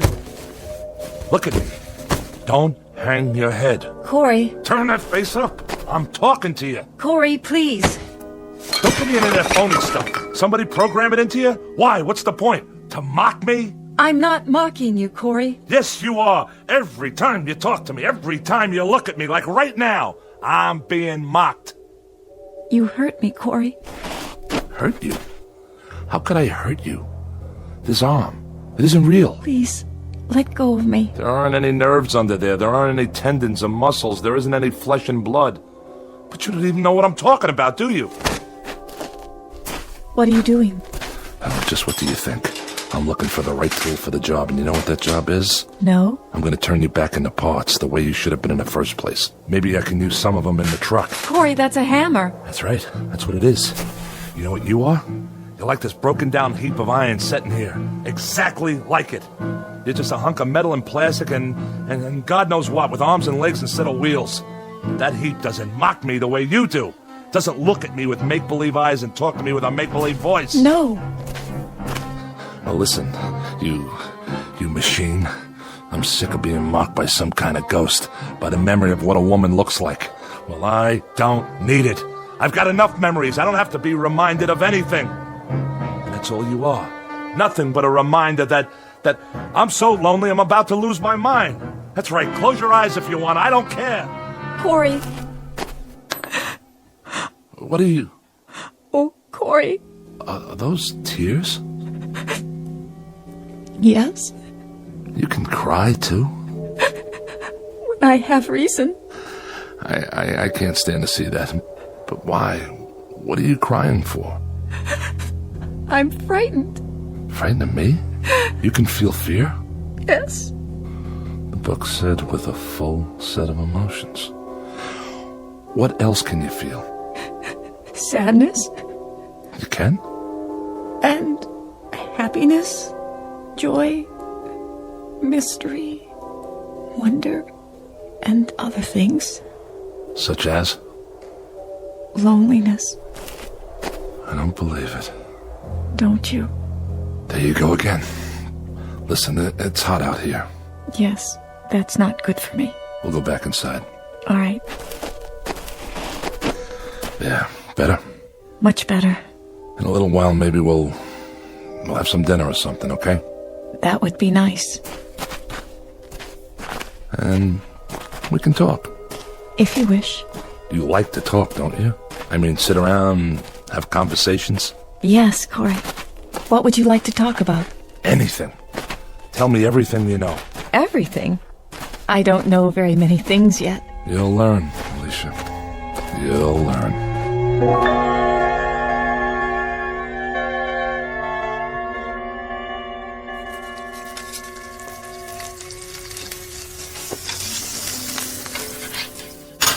Here you go. Of course, it's only freeze-dried, but it isn't bad. You're not a vegetarian, are you? No, Corey. I hope you enjoy it. Me? This is for both of us. It smells wonderful. You haven't touched your wine. I'm fine, thank you. No. Go ahead, drink up. I don't require food or drink, Corey. Is that right? Yeah, of course. What am I thinking? You should have let me prepare the meal. Why, you're not a slave. We're going to be partners from now on. You and me. No. But it means so much to you. I like to see that. It makes me feel happy. Does? Of course, I'm not a true human being as you are. I don't care. I don't care how you were born or made. You're flesh and blood to me. I need you, Alicia. Do you understand? And I need you, Corey. Okay. Now that we got that settled. Let's drink up. Here's to us. From now on, we don't need anybody else. Yes, Corey. Drink up.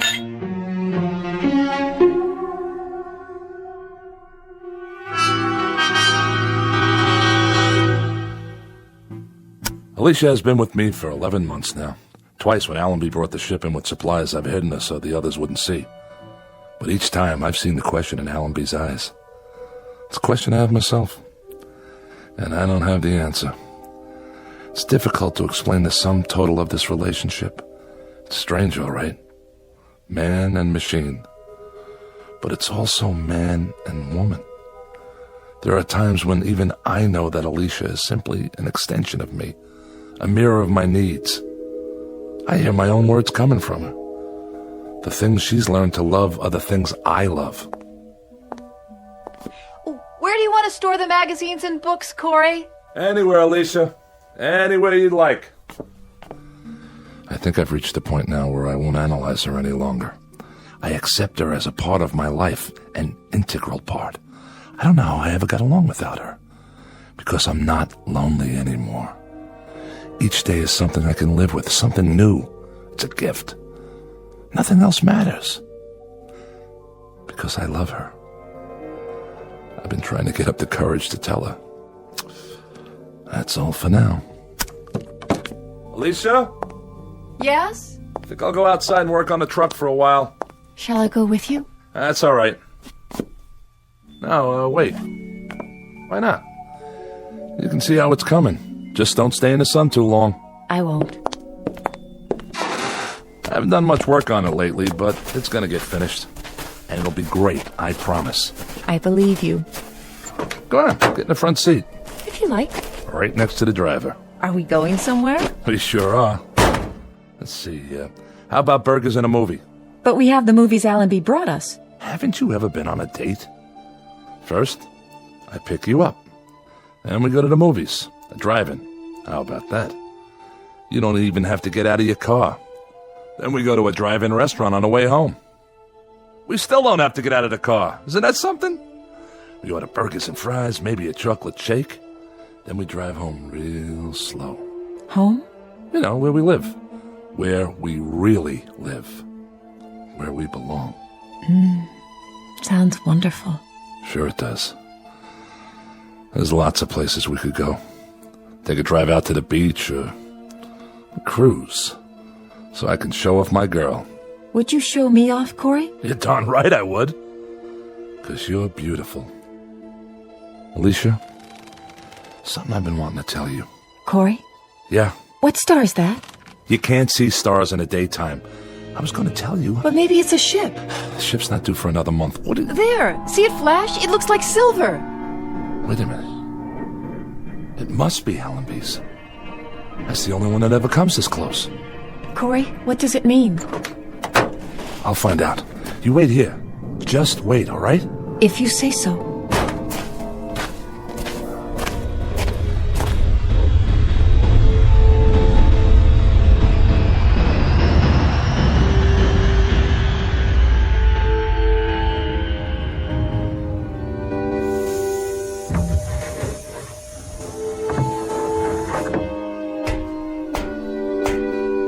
Allenby? Hello, Corey. What are you doing here? Have some trouble? No, we had no trouble. What's the matter, Corey? Aren't you glad to see us? But you don't have a scheduled stop for another month. This is a scheduled stop. What are you talking about? We've got good news for you, Corey. Hold on. Let me tell him. Tell me what? Well, Corey... Forget it. Whatever it is, I'm not interested. You better hear what it is first. You heard me, Allenby. I'm not interested. Don't you get it? I don't care what happens on Earth. Not anymore. You will this time. I guarantee it. Doesn't make any difference. It's worse. If we'd come back a month from now, he'd have been eating sand or something. I'll see you guys. Leave the supplies by the shack. Corey! Listen to me. It's this way, Corey. All the sentences have been reviewed. They've given you a pardon. We're not here to bring supplies. We're here to take you back home. What? But we've got to take off in exactly 10 minutes. We can't wait any longer. We're almost out of fuel. Any more than 10 minutes, and the coordinates will be wrong, and then I don't think we'd ever make it. Wait a minute, Allenby. What did you just say? What did you say about... You heard me right. A pardon. It won't do any of us any good unless you pack your stuff and get ready to move, Corey. We've picked up 7 men from other asteroids, and we've only got room for about 15 pounds of gear. So grab what you need and leave the rest of it behind, such as it is. I don't even have 15 pounds of stuff. I've got a shirt, a pencil, and a recordable diary. Pair of shoes. The truck you can leave here for the next poor devil. There won't be any next poor devil. There won't be any more exiles. You're the last. We'll leave it here to rust then. The farthest auto junkyard in the known universe.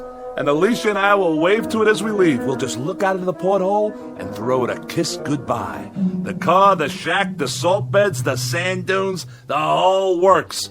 Alicia and I will just... Who? Who, Corey? Oh, my dear God. I forgot. Allenby, it's Alicia. You remember her? Is he out of his mind? Who's Alicia, Corey? Who's Alicia? Adams, you idiot. You brought her here. You brought her in a box with a red tag on it. She's a woman. Well, a robot, technically, but closer to a woman. Much closer. She kept me alive. I swear to you, if it weren't for her... Corey, I don't know what to say. You worried about Alicia? You don't have to be. I tell you, she's just like a woman. And she's gentle and kind, and without her, I tell you, I'd be finished. I'd have given up. The only reason you'd have to come back would be to bury me. That's what you wouldn't let us look at, huh, Captain? The crate. Sorry if I wasn't supposed to tell them. It doesn't matter now, Corey. But unfortunately, there's another problem. Problem?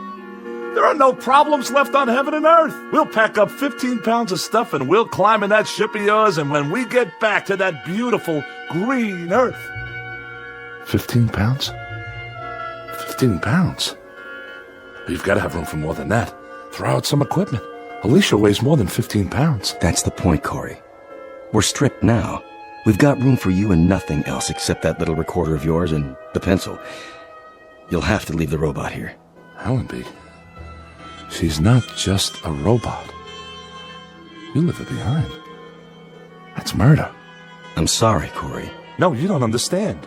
You can't leave her. Alicia! Come here! You'll see. You'll see why you can't leave her. Alicia! Alicia! Where is she, Corey? I don't know. Look, just pack your gear and get out. Captain, we've only got a few more minutes. Come on, Corey. No! I'm not leaving without her. I told you that. I can't leave. This is our last trip. It's off the route now. That means no supplies. That means if you stay here, you die here. And if you make that choice, there'll be a day, Corey, when you'll pray for death to come quickly. I can't help it, Allenby. I can't leave her behind. And you won't take her. So that means I stay. Alicia! Come here, Alicia! Let them see you. Don't be afraid. Corey, listen to me. I saw this thing get crated, shoved into a box. It's a machine with servo motor and wires and circuits and batteries. She's a woman! Captain Allenby, we've got to take off. How about it, Captain? We better leave him. We can't do that. Sick, mad, or half alive, we've got to bring him back. Those are the orders. Corey, it isn't just you now, it's all of us. So we can't argue anymore, Corey. We have to take you one way or another. I'm sorry, Corey. Grab him. No, you don't. Alicia! Stop him. Corey! Come on, Corey. We'll carry you if we have to. There you are. Alicia, talk to them. Tell them you're a woman. Tell them... Corey, is it all right? You said to hide. What are they doing? Are they hurting you, Corey? I have no choice, Corey. No choice at all. Now, Allenby, I tell you, she's a human being. She's... Corey, I'm frightened. Corey!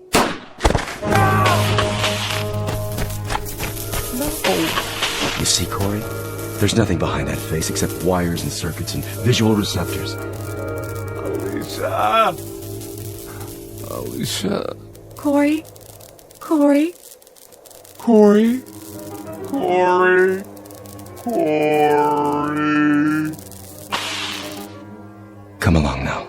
It's over. Yeah. It's over. It's gotta be now, Captain. Put it behind you, Corey, like a bad dream. When you wake up, you'll be on Earth. You'll be home. Home? That's right. All you're leaving behind is loneliness. I'll have to remember. Remember to keep that in mind. Let's go, Corey. Let's go home.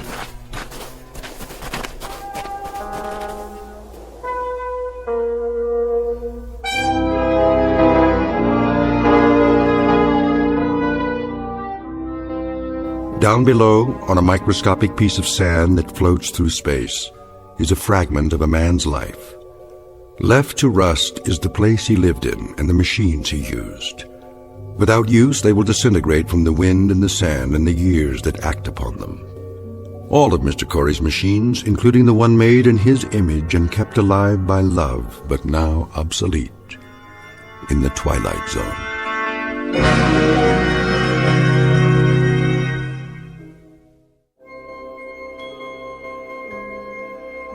Hi, this is Carl Amari, producer of the Twilight Zone radio dramas. I'd like to take a moment to tell you about our official website at twilightzoneradio.com, where you'll get the latest news and information on these Twilight Zone radio dramas. Plus, at twilightzoneradio.com, you can digitally download 3 free episodes or any of our episodes for only $1.95 each. In this age of ever-changing technology, we've decided to make these episodes instantly available to you by making the Twilight Zone radio dramas a digital download-only series. This means that this series will no longer be offered on CD. The CD collections at our website are now being offered while supplies last at buy one, get one free. So be sure to get your favorites before they're sold out. Be sure to visit us often, and I'll see you in the zone.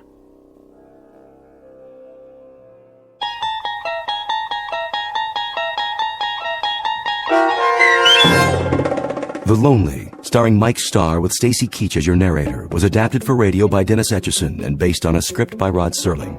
Heard in the cast were Taylor Miller, Doug James, Carl Van Sickle, and Adam Blaine.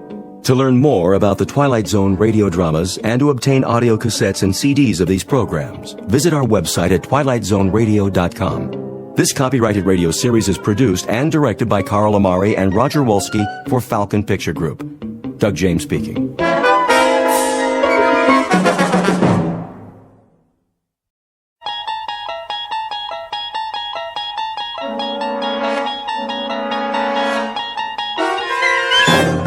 You're traveling through another dimension.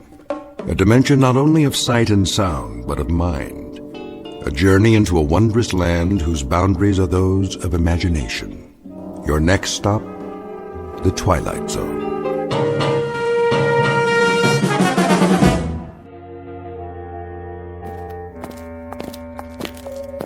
God, you haven't answered my question. No questions.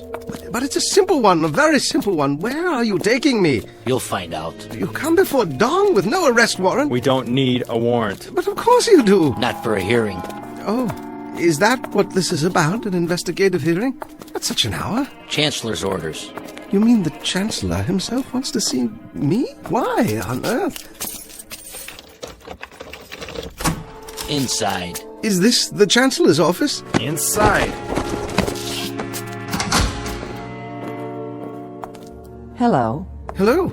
Oh, you'll forgive me, but it's so dark in here, my eyes.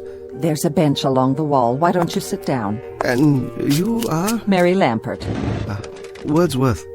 Lampert, you work in the Central Registry? I don't work anywhere at all now, but it wasn't in the registry. I was an English teacher. Oh, yes. Yes, you requested some books from me last semester. But what are you doing here? The same as you, I'm afraid, Mr. Wordsworth. You were summoned for a hearing? We all were. No, I beg your pardon. I didn't see you. I'm used to that. Hello there. Hello, Mr. Wordsworth. You're teachers, too? Something even less useful. A poet. A published poet? A few small press volumes. Oh, we have a lot of those in the stacks. Quite a number, actually. Your name? John Brodsky. Yes, let me see. The Fire Inside and Other Poems? You're the only person outside of a few friends who's ever heard of it. Oh, no, you were very well reviewed. The Mid-Atlantic Prize, wasn't it? It was, but they don't exist anymore. And the rest of you, I don't mean to be rude. After a certain age, the eyes just don't adjust very quickly, even with glasses. Jack Cameron. I taught philosophy at the university. How do you do? John Alpert, from the theology department. Another lost cause. Oh, no, don't say that. Vital subjects all in a liberal arts education. I'm sure you're here for some sort of a reassignment. Put out to pasture is more like it. They're closing the humanities wing. Are you sure? It's already done. The Chancellor signed it into law yesterday. To be replaced by what? Business law, medicine, computer sciences, perhaps. Something more practical. The word is they're not going to use human teachers at all anymore. I see. And what of books? They'll be obsolete too, what with the standardized software. In other words, will all be obsolete? That's the handwriting on the wall. But that's absurd. Well, what will they do with us? Pay us not to work? I think they have in mind something a bit more efficient. Such as? Lampert! Yes? This way. Yes, of course, I'm ready. I'll go first. Please, that's not necessary. Lampert, Mary, now. Now, wait a minute. Where are you taking her? Goodbye, Mr. Brodsky, Mr. Cameron, Mr. Alpert, and you, Mr. Wordsworth. I've enjoyed meeting you, however briefly. Well, we'll talk more later. When will I see you? Why, on television, perhaps. I'll hold a good thought for you. For all of you. Wait! Where are you taking her? You walk out of this room and into the next at your own risk, because it leads to the future. Not a future that will be, but one that might be. This is not a new world, brave or otherwise. It is simply an extension of what began in the old one. It has patterned itself after every dictator who ever planted the ripping imprint of a boot on the pages of history since the beginning of time. It has refinements, technological advances, and a more sophisticated approach to the destruction of human freedom. But like every one of the superstates that preceded it, it has one iron rule. Reason is an enemy and truth is a menace. This is Mr. Romney Wordsworth in his last 48 hours on Earth. He is a citizen of the state, but will soon have to be eliminated because he is built out of flesh and because he has a mind. Mr. Romney Wordsworth, who very shortly will draw his last breath in the Twilight Zone. And now, The Twilight Zone, and our story, The Obsolete Man, starring Jason Alexander, with Stacy Keach as your narrator. Who's next? Wordsworth, Romney. Wordsworth. Ah, yes. You should have the file on your desk, Chancellor. Mm-hmm. Field investigation finding obsolescence. Yes. Agreed. Correct. Send him in. Yes, sir. Guards! This way. Thank you. You may approach the desk.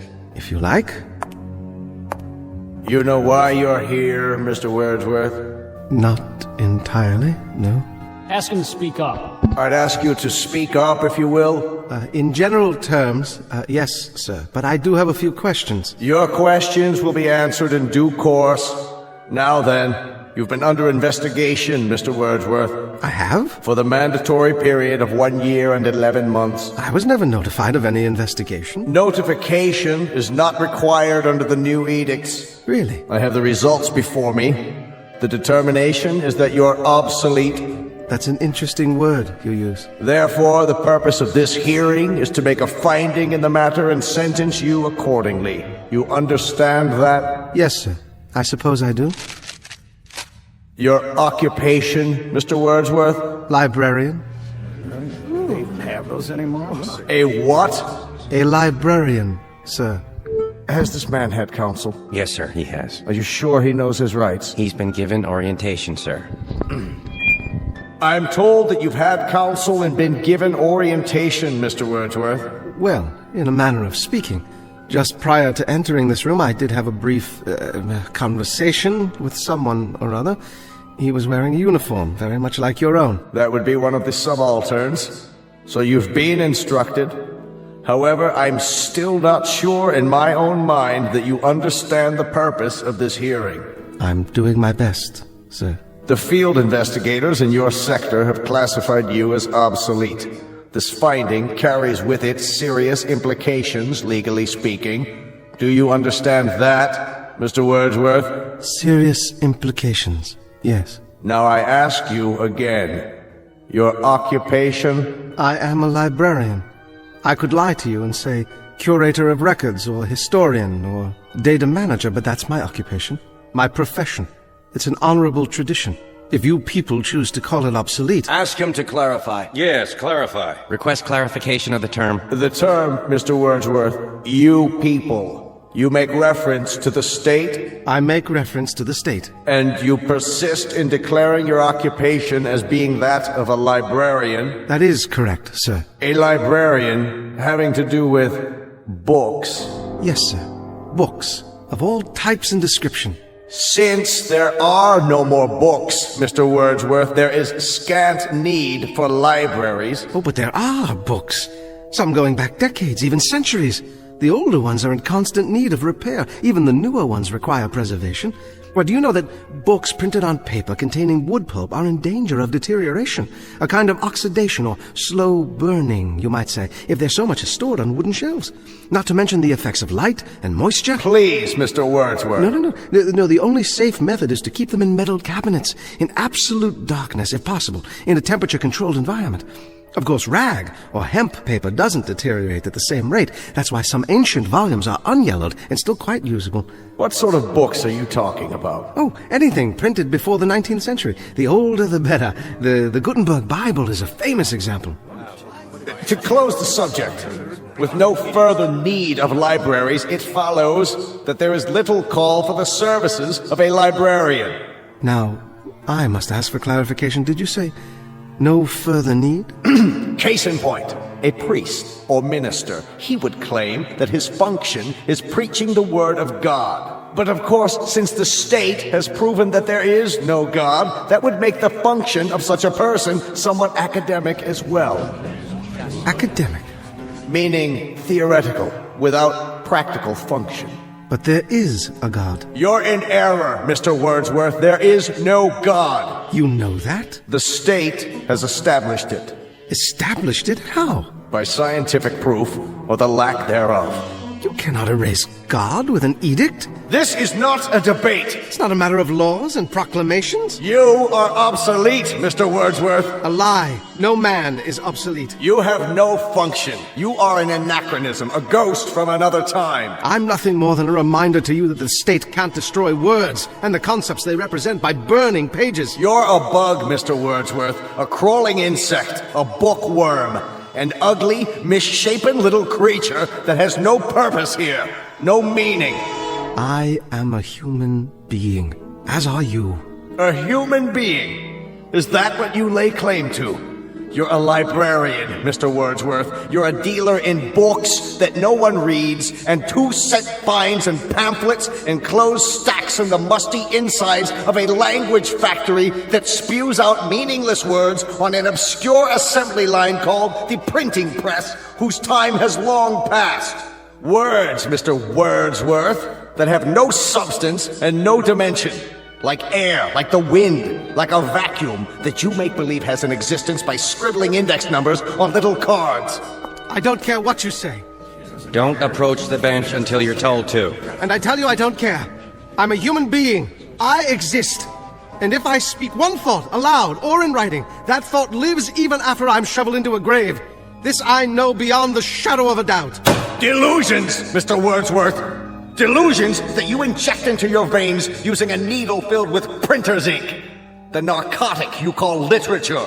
The Bible, poetry, essays, all of it, just an opiate to make you think you have strength when you have no strength at all. You're unfit. You have nothing but spindly limbs and a dream, and the state has no use for your kind. You waste our time, Mr. Wordsworth, and you're not worth the waste. I agree. Let's end this. Now then. You've made your point. Instruct him. Romney Wordsworth, you will return to detention. Is that where I was? What a polite euphemism. Cell is more like it. To await the finding of this board. Very well. This way. One more question. What happened to Miss Lampert? Who? The school teacher. Her case has been decided. The result will be on this evening's telecast. I'm sure it will be, but I'm asking you, what was your decision? Take him away. Heretic. Obsolete. No function at all.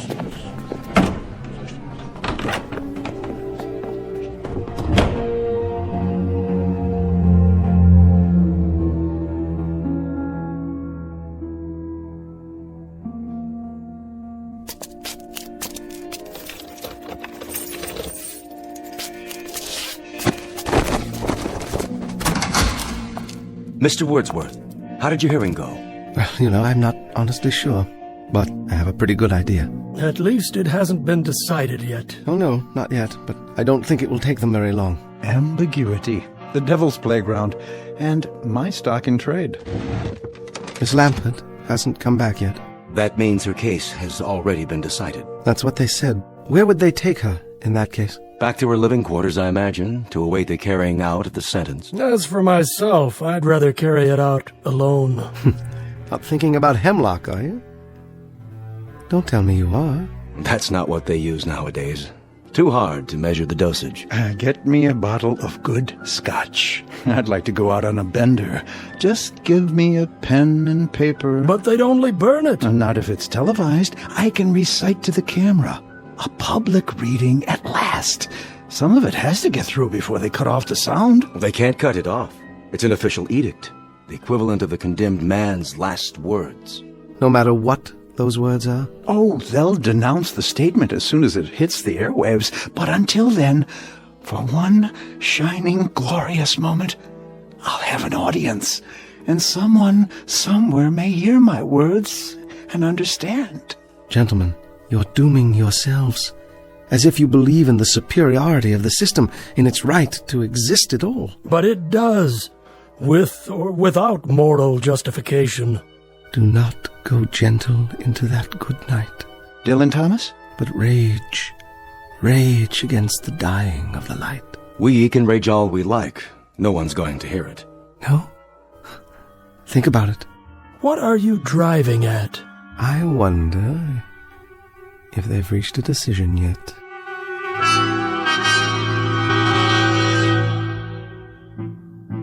How do you find, gentlemen? Obsolete! Obsolete! Obsolete! Obsolete! Obsolete. I concur. In the matter of Wordsworth Romney, the board has made a finding. Bring him before me so I can pronounce sentence. Escort him from the detention room right away.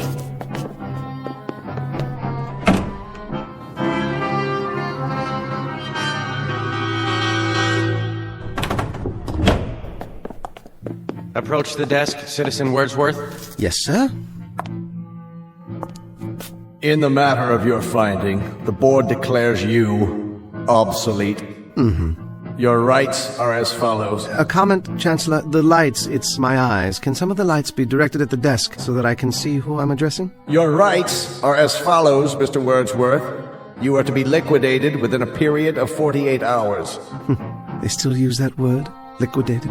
But you have an option as to method and precise time. Could you be more specific? There are several prescribed methods, Mr. Wordsworth, including pills, gas, electrocution, lethal injection, It can be done immediately, or an hour from now, or any other time that you request. Are there any other options? The most popular, Mr. Wordsworth, assassination, at a time unknown. This way, the subject is not aware of either the method or the time. Psychologically, it is somewhat easier.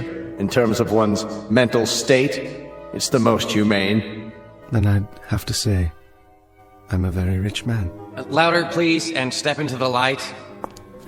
I was merely saying, I'm a rich man. I have such a luxury of choices. A few lines come to mind, perhaps you'll indulge me. Cowards die many times before their deaths. The valiant never taste of death but once. Of all the wonders that I have yet heard, it seems to me most strange that men should fear, seeing that death, a necessary end, will come when it will come. That's from Shakespeare, Julius Caesar. So, since you've given me the luxury of choice, I choose the following. To be given an assassin whom I will tell the method of execution. I don't understand. What does he mean? He will tell? Surely he can't be saying. Mr. Wordsworth, please clarify the nature of the request. You will assign me an assassin, Chancellor, just as you stipulated. But only he and I will know the way in which I am to die. I take it that's acceptable? That will be acceptable, Mr. Wordsworth, so long as your sentence is accomplished within the 48-hour period required by law. And one final request, Chancellor. What's that? I should like to die with an audience. I would like my death to be televised. That, too, can be arranged, Mr. Wordsworth. Thank you. It's not infrequently that we televise executions. It has an educative effect on the population. I have no doubt. Now, as to the time of the liquidation, Mr. Wordsworth? Midnight, tomorrow. And the place? In my room. Gentlemen? Agreed, Mr. Wordsworth. We will choose your liquidator and send him over to you, and he will be duty-bound, just as you prescribed, not to divulge the method you've decided upon. Done. Thank you, Chancellor. Whoever said the state doesn't have a heart?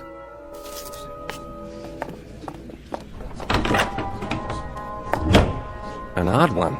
Yes, indeed. And with some very bizarre requests. Bizarre, but to our advantage. He wants his death televised? All right, we'll oblige him. By midnight tomorrow, he'll be crawling up the walls with fear. And we'll televise every moment of it. His horror, his fright, and I dare say his belly-crawling supplications for mercy. What an example. We'll televise it, gentlemen, all over the country. We'll show the people.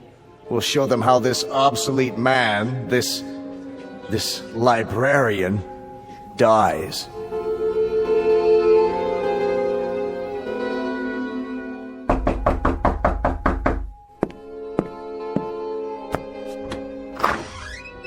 Yes? Wordsworth Romney? I am.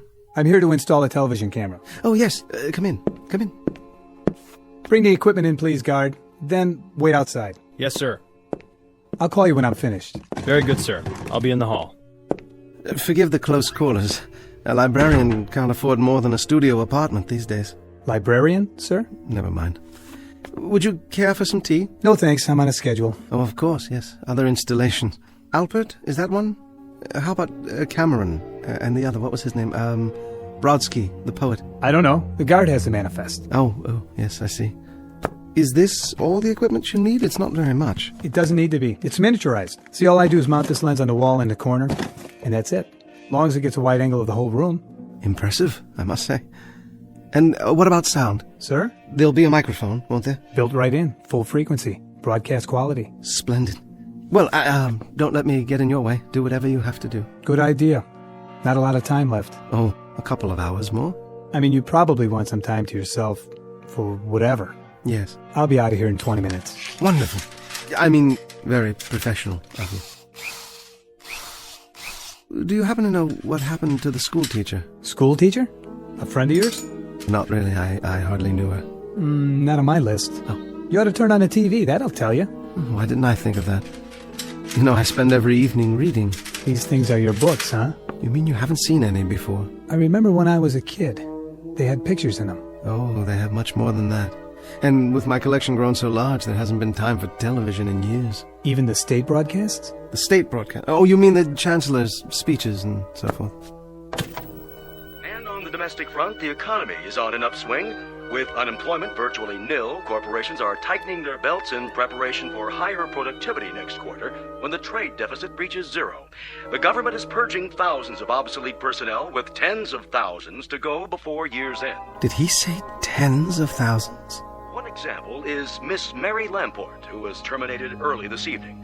For those who missed the live broadcast, here is her final statement. I'd like to quote Saint Exupery. What is essential is invisible to the eye. And it was a Welshman named Dylan Thomas who wrote of the force that through the green fuse drives.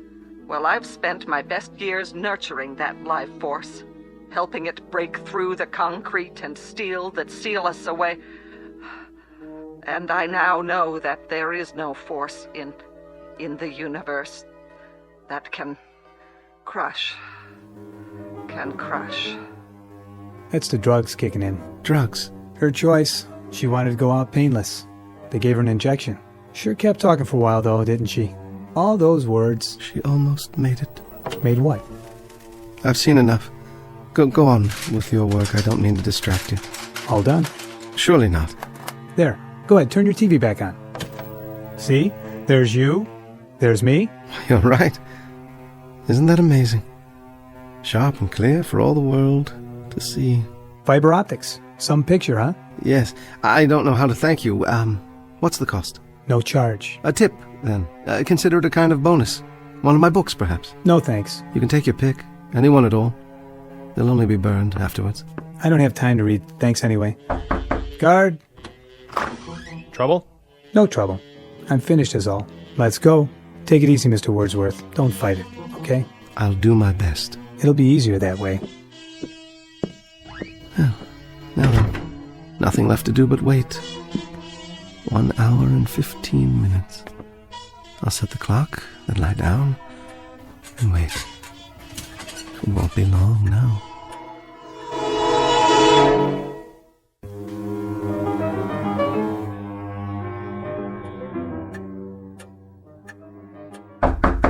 Mr. Wordsworth?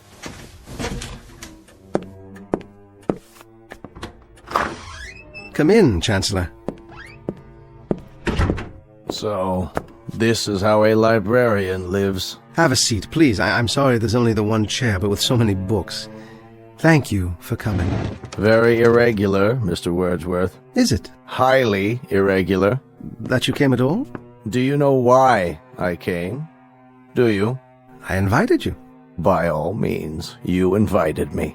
But why would I honor such an invitation? A cryptic note from a condemned man asking me to visit him during the last hour of his life. Not normal, I take it? Hardly the norm, Mr. Wordsworth. Hardly what I'm accustomed to. And somewhat suspect, too. How do I know I wasn't invited here for a last pitiful gesture of vengeance on the part of the condemned? Vengeance? After all, I'm more or less responsible for the finding in your case. Your demise in less than an hour. 45 minutes, actually. It can be attributed, at least in part, to my decision.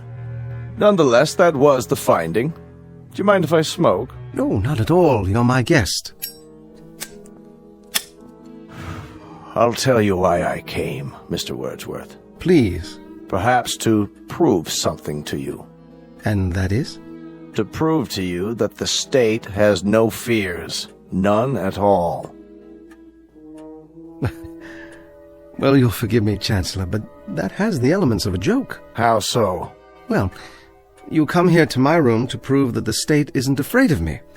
What an incredible burden that must be, to prove that an obsolete librarian could have any effect at all on the state. I'll tell you why you came, though. I'll tell you the reason that you won't even admit to yourself. And what might that be? I don't fit your formula. Somewhere along the line, there's been a deviation from the norm. Your state has everything categorized, filed, and tagged. You are strength. People like me represent weakness. You control and order and dictate. My kind merely follows and obeys. But something's gone wrong. I don't fit, do I? Oh, you fit, Mr. Wordsworth. In a few moments, you'll be cringing and pleading just like they all do. Yes, indeed, you fit. You've got a miserable, worthless little life, but you've also got an instinct for survival. And very soon now, when you know that life is slipping away, when your survival is just a question of minutes, we'll see which is stronger, the state or the librarian. All the country will see. Yes, they will. I take it you've had a discussion with whoever is assigned to your liquidation. Whomever. What? Whom. Object of the preposition. Midnight, isn't it? A mere 40 minutes from now. That's the camera lens up there on the wall. See it? They brought that in earlier this evening. Very efficient. One man set it up in less than 10 minutes. We're being televised now. That's not unusual. In the mass executions last year, we televised around the clock. 1,300 people were put to death in 6 hours. You never learn, do you? History teaches you nothing. Quite the contrary. It teaches us a great deal. Our predecessors, Mr. Wordsworth, had the beginnings of the right idea. Hitler. Of course Hitler. Stalin. Him too. But in contrast with popular opinion, their error was not of excess. It was simply that they did not go far enough. Too many undesirables were left around, and undesirables eventually form a core of resistance. Old people, for example, clutch at the past and won't accept the new. The sick, the maimed and deformed, they fasten themselves on the healthy body and damage it. So, we eliminate them. Just like that. Or people like yourself. They can perform no function for the state, so we do away with them. Only makes sense. What a charming room, Mr. Wordsworth. Small, but functional. Lived here long. For over 20 years. I built the bookcases myself. So I understand. That, incidentally, has kept you alive, that particular talent. Carpentry is a skill, and the state provides considerable leeway for workers who possess certain skills. This chair, for example. You made it. I would have made more furniture, but there wasn't enough space with the books. Unfortunately, you went as far as you could go, which was insufficient. So in a little while, it will be the end of a rather fruitless life as Mr. Romney Wordsworth goes to his own private nirvana. That's what they call it in your books, isn't it? In some books. You're not facing the camera, Mr. Wordsworth. You're cheating the audience. They'll want to see how you die. Sorry? Please, Mr. Wordsworth, show the lens your best side. And don't stifle your emotions. If you feel like crying, go ahead and cry. Or if you want to plead, why don't you do so? Let it all out. Perhaps a high state official might take pity on you. You'd appreciate that, wouldn't you? A little chest-thumping, hand-wringing, some moaning, sobbing histrionics. Suit yourself. Unfortunately, I don't have the time to be enthralled when they do come. I have another appointment this evening. Chancellor? Make it brief, Mr. Wordsworth. You have plenty of time.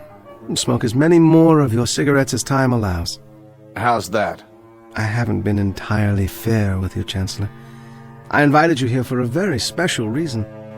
Would you like to know the method I've chosen for my liquidation? I've had a bomb placed in this room. It has a time fuse set to go off at midnight, a few minutes from now. Thoughtful, Mr. Wordsworth.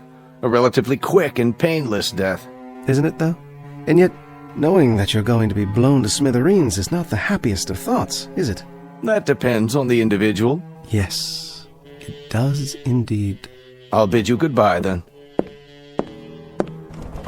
What kind of idiocy is this? You've locked the door. Yes, I have. You're not going anywhere. You're staying here with me. Open this door at once! I'm not sure I remember where I hid the key. Question: how does a man react to such a situation? Answer: it depends on the individual. As for myself, I shall sit down and read my Bible. This is insane. Hidden for over 20 years, but the only possession I own that has any value at all to me now. And I intend to sit here and read it until the moment of my death. Let me out of here! Guards! Anyone! Don't waste your breath. There's no one out there. It's one of the rules. You isolate the person to be liquidated, so there's simply no one around. Why don't you face the camera, Chancellor? It's important, you know. You're cheating the audience. What are you talking about? You wanted the whole country to see the way a librarian dies. Why not let the whole country see how an official of the state dies, too? Will they see a contrast, Chancellor? Wordsworth! I order you, let me out of this room! Turn to the camera. Let the people see the strength of the state, the resilience, the courage. Let the people see how a man of steel faces death. I've underestimated you, Mr. Wordsworth. Sit down, Chancellor. You have a Nirvana coming up, too. So, let's have a chat. Odd, isn't it? How equal we have become. Death is an exceptional equalizer. It takes a strong and handsome man like yourself, uniformed, bemedaled, and it places you alongside a skimpy thing like myself. But in the eyes of God, there's precious little to distinguish us. We are flesh, blood, muscle, limbs, and we are the same. Understand, Chancellor? We are the same. We are not the same. A man of the state dies with dignity. We shall see. That is, they will see. The Lord is my shepherd, I shall not want. He maketh me to lie down in green pastures. He leadeth me beside the still waters. He restoreth my soul. He leadeth me in the paths of righteousness for his name's sake. Yea, though I walk through the valley of the shadow of death, I will fear no evil.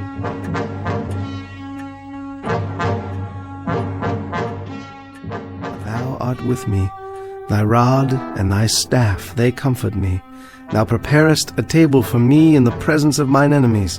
Thou anointest my head with oil. My cup runneth over. Surely goodness and mercy shall follow me all the days of my life, and I will dwell in the house of the Lord forever. Please! Please! There's only 1 minute left! Let me out! In the name of God, let me out! Yes, Chancellor. In the name of God, I will let you out. Here's the key. Goodbye, Chancellor.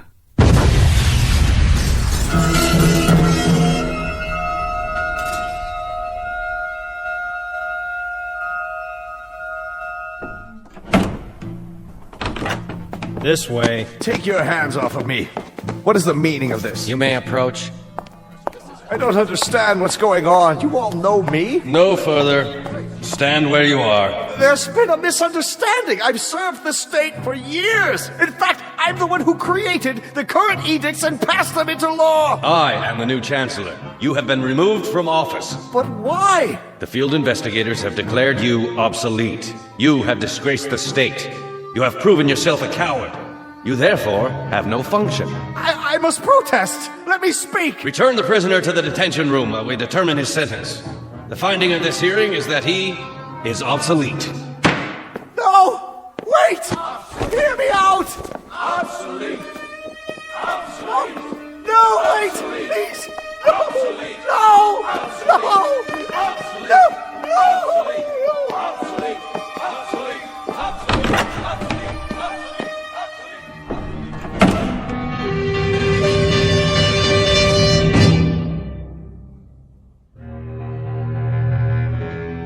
The time is the future.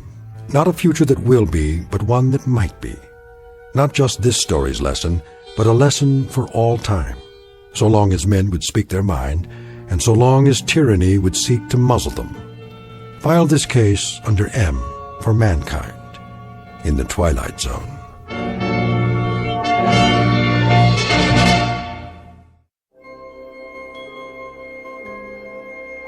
Hi, this is Carl Amari, producer of the Twilight Zone radio dramas. I'd like to take a moment to tell you about our official website at twilightzoneradio.com, where you'll get the latest news and information on these Twilight Zone radio dramas. Plus, at twilightzoneradio.com, you can digitally download 3 free episodes or any of our episodes for only $1.95 each. In this age of ever-changing technology, we've decided to make these episodes instantly available to you by making the Twilight Zone radio dramas a digital download-only series. This means that this series will no longer be offered on CD. The CD collections at our website are now being offered while supplies last at buy one, get one free. So be sure to get your favorites before they're sold out. Be sure to visit us often, and I'll see you in the zone.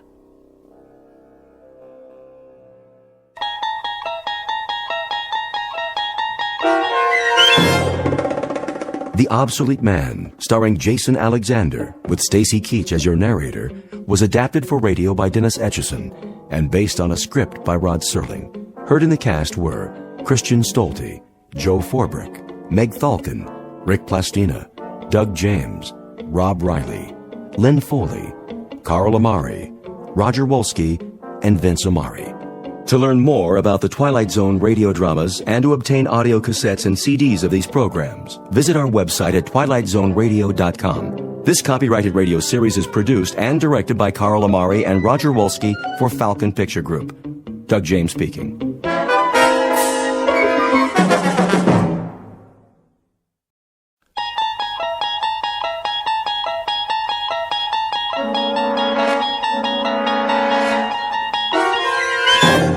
You unlock this door with the key of imagination. Beyond it is another dimension, a dimension of sound, a dimension of sight, a dimension of mind. You're moving into a land of both shadow and substance, of things and ideas. You've just crossed over into the Twilight Zone.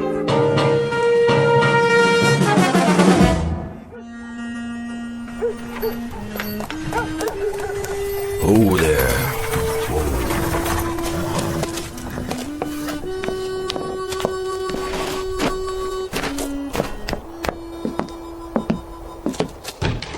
Hello? Yes, sir. You open for business? Sure am. I couldn't tell. Nobody on the street. Oh, not this time of day. It's too hot. What's your pleasure, sir? Beer? Beer she is. Cold, is it? Cool's more like it. Do me just fine. That'll be a nickel. Nickel it is. Come a long way, did you? Long way. Saw the name on the map, but I didn't know if it was still here. Lovely little town. What's that? I was remarking about the town. Lovely, peaceful place you got here. Yep, that it is. And the name really gets me. Happiness. That's what she's called. Happiness, Arizona. Been called Happiness, let's see now. Almost 10 months now. What was it called before that? Before that? Well, it had different names. Like what? It was Satan's Stage Stop for a while, then Dead Man's Junction, and then Boot Hill Village. Boot Hill? For the town cemetery.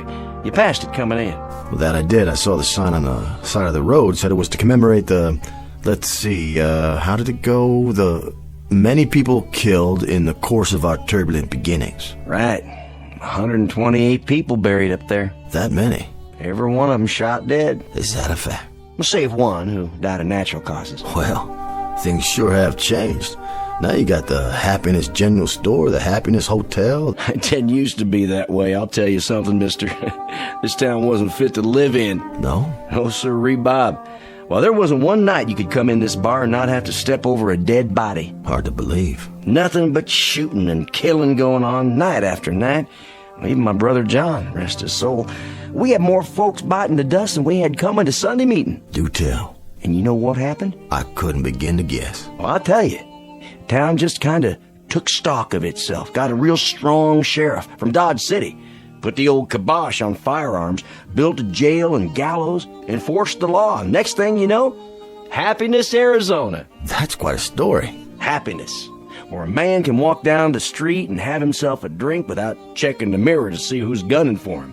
That's progress, mister. That's real progress. This kind of thing, it sort of brings tears to my eyes. Well, that's all right now. Don't you be scared to go showing your true feelings. I know how it is.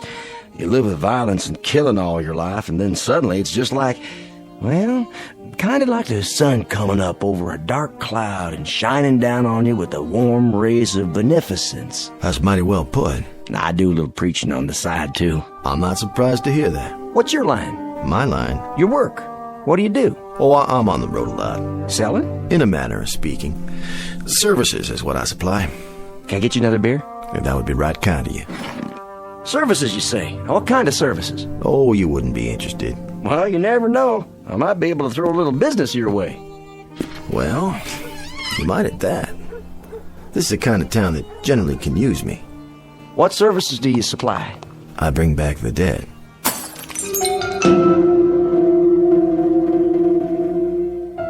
Introducing Mr. Jared Garrity, a gentleman of commerce, who in the latter half of the 19th century plied his trade in the wild and woolly hinterlands of the American West. He has just driven his wagon down the hot, dusty main street of a quiet, unadorned, and absolutely typical town in search of an opportunity to practice that trade. Mr. Garrity, if you can believe him, is a resurrector of the dead, which on the face of it certainly sounds like the bull is off the nickel.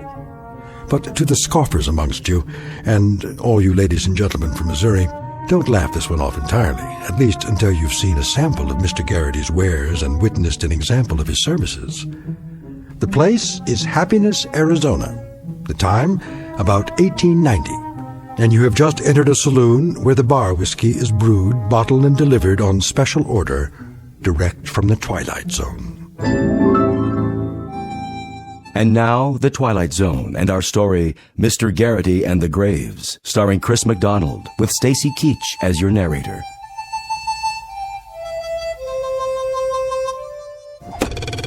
Hmm. 5 points.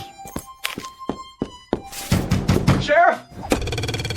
That's better. 7 points. Sheriff Gilchrist, open up! What is it? Sheriff, come quick! What's the matter now, Jensen? The stranger, Sheriff. The stranger! What stranger? Sheriff, I'm glad you're here. Well, where else would I be? I don't know. But I'm always the first man they look for. And the last they want to meet. Yep, that's true, all right. What are you doing? Practicing my knife throwing. What does it look like? Whose picture are you throwing at today? Same as always. My deputy. Ex-deputy. Chesley? But he done run off. Tell me about it.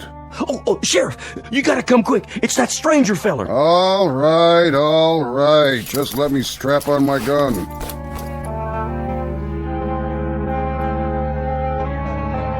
Is that what he said? Well, where is he now? Don't know. It just up and vanished, just like that. Is that what Jensen said? I don't like this one bit. Where's the bartender? I need another drink. He's coming with the sheriff. Here he is, everybody. Simmer down now. What's this about a stranger? He's wearing a black suit and a black hat. There's his wagon right outside. And a mustache and a bony face. And you should have seen his eyes. Hold on, everybody. Let the sheriff talk. He'll answer all your questions. What did he say his name was? Well, he didn't say. At least I don't think he did. Got a sign on his wagon out there. By golly, you're right. Well, sure he is, Lapham. What's it say? Says Garrity. Then that could mean something, I reckon. That could be his name. Say, that's deduction for you. Now you know why we got law and order around here. Well, it's a chancy job. Makes a man watchful, I bet. And a little lonely. We finally got ourselves a lawman who uses scientific deduction. Why didn't I ever think of that? Don't know a fella's name, you just look at his wagon. Really wasn't no great shakes of deduction, Lapham. Well, now I beg to differ with you on that. But it points up the fact that you can't stop thinking on this job. Not ever. It's a kind of think proposition. Take this six-gun, for instance. A lot of men depend on this all the time, when they should be using what's under their hat. Under their hat? The old bean. By golly, nobody was ever righter than that. And besides, using the head instead of the gun, you save money on bullets. not to mention burials and labor. You can say that again. No thanks. Now, he said what to you, Jensen? He said that he could bring back the dead. That's what his line was, bringing back the dead. That possible, Sheriff? Better ask Doc. But we don't have a Doc in Happiness. Oh, that's right. Well, sir, when he said that, I'd like to keel over in my tracks. Bring back the dead. I think to myself, the man's either a lunatic or he's trying to gull me. That's when I went over to your office and got you, Sheriff. And when we come back, it up and gone. That's right. Interesting. Very interesting. He probably figured you'd gone to get the sheriff or some such. And he decided right then and there to make tracks. Now that's reasonable. That's exactly what he done. He's obviously some kind of a con man, and the minute he seen Jensen here leave the saloon, he knew he was gonna go get the law. So he decided things was too hot for him, and he better hightail it out of town. That there is a real deduction, all right. Except, how come he left his wagon? Gooberman, you're embarrassing to have around. What kind of question is that? How come he left his wagon? I can't believe you asked that. How come he left his wagon? So, tell us, Sheriff, how come he did leave his wagon out front? The way I figure it, he probably didn't get out of town after all. The way I figure it, he probably checked into the hotel or someplace like that. What other place could he go, except in the hotel? Maybe Miss Tabby's. But Miss Tabby run off with the deputy. Thanks, Jensen, for twisting the knife. The hotel, exactly. That's what he done. Sheriff, you got a lifetime job here if I got anything to say about it. Give the sheriff a drink on me, will you, Jensen? Sure thing. Kind of you, Lampum. Real kind of you. Yeah, real kind. That's him, Sheriff. That's him. Barkeep. Yes, sir? You got another one of those nickel beers? Coming right up, sir. You're Garrity? That's my family name, yes. Can I ask you a question, Mr. Garrity? Of course, Sheriff. That your wagon out there? Yep. That's my wagon. Says Garrity on it. Uh-huh. How come? Like I said, that's my family name. Mr. Jensen here tells me that you bring back the dead. That what he said? No, that's what you might call a figure of speech, isn't it? What are you getting at, Sheriff? What I mean is, you don't actually bring back the dead, do you? On the contrary, that's exactly what I do. Bring them back. What did he say? Hit me with a shot of whiskey there, would you, Jensen? No problem. I don't suppose you'd care to tell us how you go about doing something like that? Well, no offense, Sheriff, but it's kind of a professional trade secret. Secret? I mean, like a magician. He doesn't tell you how he does his tricks. Well, I don't tell you how I bring back the dead. But I do, just the same. And you actually bring back the dead? I do indeed. Brought back healthy and hopping as the day they departed. And if that ain't a boon to mankind, somebody better tell me what is. Somebody better indeed. Fact is, gentlemen, I've heard of your town. 128 people in Boot Hill up there. I figured if a man's trying to sell cold drinks, he goes to the desert. And man's got buffalo skins and woolens, he goes to the cold north country.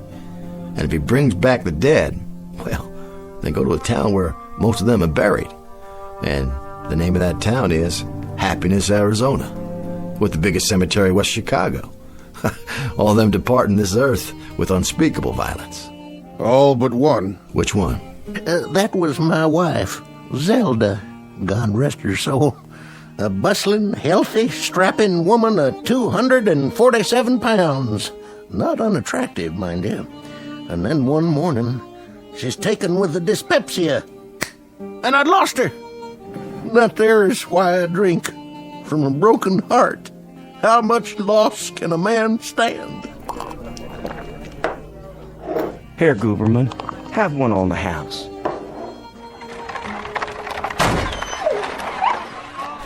What the? Stand back, everybody. What's happened? Oh my gosh! He run over the dog. Poor thing. Is it still alive? Oh, no. I sure am sorry, poor little mutt. How did it happen? Dog just run right out in the street. I tried to stop, but he got under my wheels. Must have struck him a blow in the head. Not a mark on him, but he's sure dead. What do you call that, Sheriff? Accidental animal homicide. Oh, mighty decent of you, Sheriff. No fine or nothing. No fine. You obviously couldn't help it. That's what the law says. Anybody know who the dog belongs to? Stray is what she is. Never seen her before. Nope, not around here. I'll put her up in my wagon, take her out and bury her with my own 2 hands. No need. Huh? Ladies and gentlemen, the proof of the pudding, so they say, is in the eating. And the proof of a service is in the performing. Hallelujah. The dog is certainly dead, isn't she? No question about it. Then, gentlemen, I shall take it upon myself to return this gentle creature to the land of the living. What do you mean by that, mister? I shall resurrect it. Stand back, all of you. I ask only one thing, in order that I may conduct the operation satisfactorily and completely. What's that, Garrity? Would you all turn around? What? And look the other way, so you're not watching me. How's that? If you don't mind, please, show me your backs for just a moment, out of respect for the dead.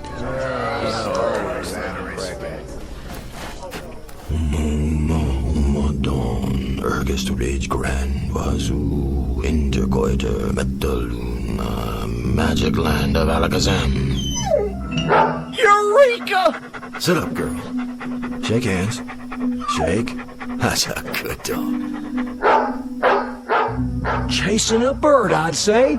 Ladies and gentlemen, I rest my case. He done a miracle! That's what I call it, a miracle!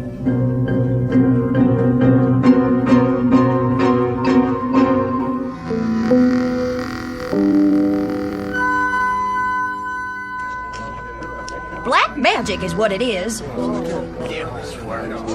My dear friends, citizenry of Happiness, Arizona, it's with no small degree of pleasure that I stand here in this quaint, picturesque Main Street, performing what I modestly claim as an accomplishment of some dimension. As you've all seen, I've just brought a dog back to life. It's not natural. Please, hear me out. It was not black magic, and it was not the devil's work.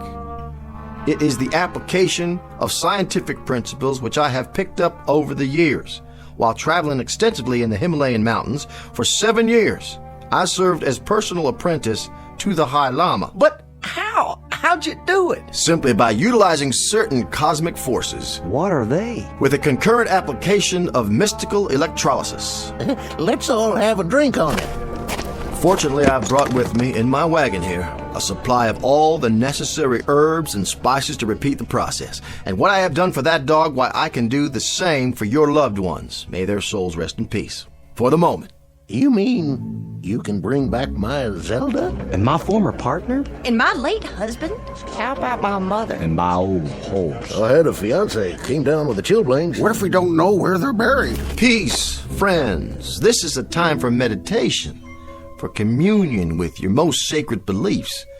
For tonight, at midnight, joy abundant will reign in Happiness, Arizona. The dead will be returned to you, all in one piece. Well, now have a cigar, mister, on me. Well, thank you. Now go to your homes and prepare for the ultimate happiness.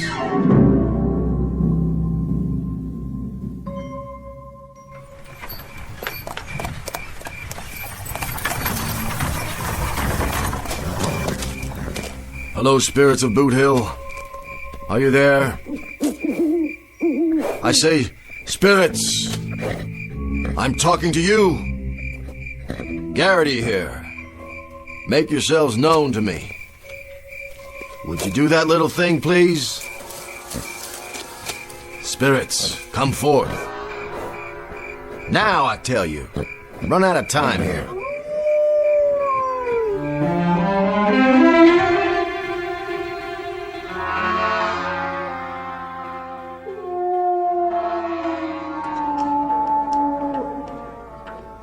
11:30. No sign of him.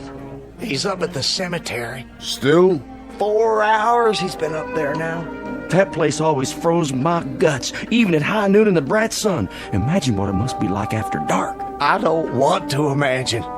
You know, one time when I was a kid... Please, Lapham. I had a pet goldfish. In Arizona territory? No, this is back in Springfield. Anyway, I had this goldfish, and my cat used to watch it swim around night and day. What was your cat's name? My pussycat? Her name was Tabby. Lapham. Anyway, one night, she knocked the fishbowl over trying to catch it, and I got so mad, I chased her out of the house. Spare me! And wouldn't you know, that cat ran out and leaped in the pond. Now, it was the dead of winter, and there was ice on the water, and, well, to make a long story short, when I pulled her out, she was frozen solid. You could have thrown her through the air like a boomerang. What's a boomerang? Never mind. Let him get finished. So I carried her back in the house all stiff like that so as I could bury her the next day. And you know something? In the middle of the night, that cat thawed out and came back to life. Started running around like she was possessed. I hid for my life. The sound she made, it just wasn't human. Of course not. It was a cat. Be that as it may, the cat was never the same. What finally happened to her? She ate some spoiled mackerel and expired for the second time. She didn't come back from that one, sad to say. Imagine. Can you just imagine? Imagine what, Gooberman? My own little Blossom. My own Zelda. The lonely days and lonely nights. And at midnight, she's coming back to me. Saints preserve us. Listen. What's that? Sounds like Mr. Garrity's finished his work. Evening, gentlemen. Evening, Garrity. Whiskey, please. Sure thing. Another. Yes, sir. How did it go up there? Go? On Boot Hill. The cosmic impulses are... Yes? Incredible tonight. Absolutely incredible. You mean you're finished? All finished. What's that clock say? 11:35. Good. Good. They'll be filing down any time now. Takes them a while because they walk so slow. But they're ahead of schedule. They are? I wasn't 5 minutes into the ceremony when the earth started to heave. A mighty anxious crop of folks up there. Mighty anxious. It'd do your heart good to see them wiggling around to the side. That right? Just like some happy colt raring to face life again. Did you happen to see my Zelda up there? Why, I might have. Oh, you couldn't have missed her. She's the biggest thing on the hill. Only funeral that ever took 9 pallbearers. That was some service. Doggone if she wasn't a strapping girl. I remember the time she threw me out of the house. Through a window. As a matter of fact, I was 18 feet in midair. That picture behind the bar. Which one? The man with the handlebar mustache. Your beloved brother, isn't it? John? Sure is. How'd you know? Reminds me of someone I've seen quite recently. Shot by accident last March. There was a gunfight in here, and he got hit by a stray bullet. Tall man like you, with a kind of a limp. How'd you know? Your brother was the last man buried. And the last ones buried are the first ones to come up. Come up? And then down. Down? Down the hill, into town. You see something out there, Mr. Garrity? I believe I do. What? Why, I believe that's him coming now. Down the middle of the street. Look, do you see?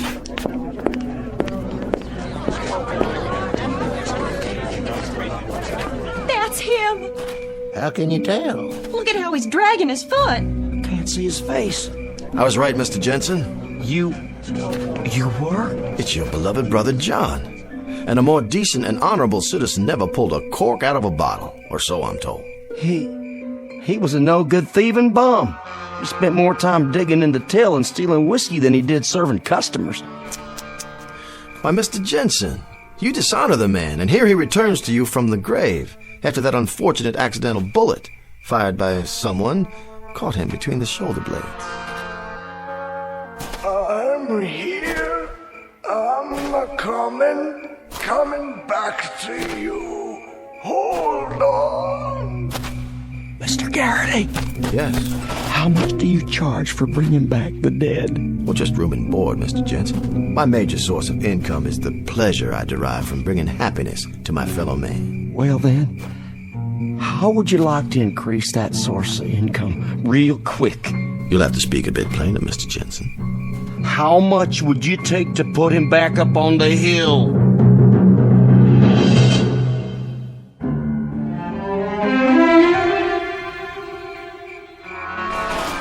I'm asking you. To put him back? My brother, I mean.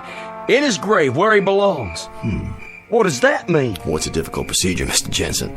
Once the resurrection has taken place, it requires a maximum effort to replant them, so to speak. Would $100 pay for the effort? 100? In gold. Well, shall we say 1,000? What does 500 do to you? Well, it warms me a little, but I still feel drafty. Let's make it 750, shall we? Deal.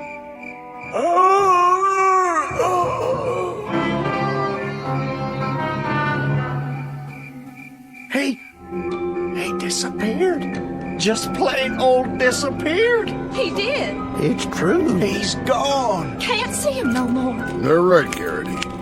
He vanished like a shadow on the street. Thank the good Lord.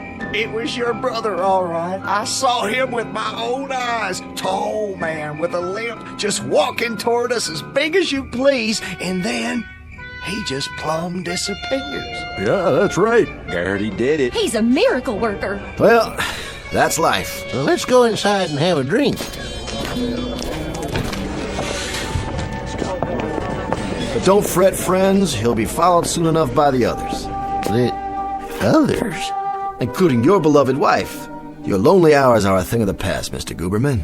Your Zelda will soon be back with you to share your life and restore your peace of mind. Well, no disrespect, but, Yes? what I mean is, she was the flower of all womanhood and everything. Of that I have no doubt. But on 6 different occasions, she broke my left arm. That thing was in a cast so much I developed a permanent list. Your point, Mr. Guberman? Well, I sort of hate to disturb her rest. Get me? I'm beginning to. What'll it take to put her back? A difficult assignment, Mr. Guberman. Let's say $500. With me, it was $750. Jensen, I'm disappointed in you. And ashamed, truly ashamed. Your own dear brother. And you, Guberman, your own wife. Garrity, as an official of this town, I apologize for these men.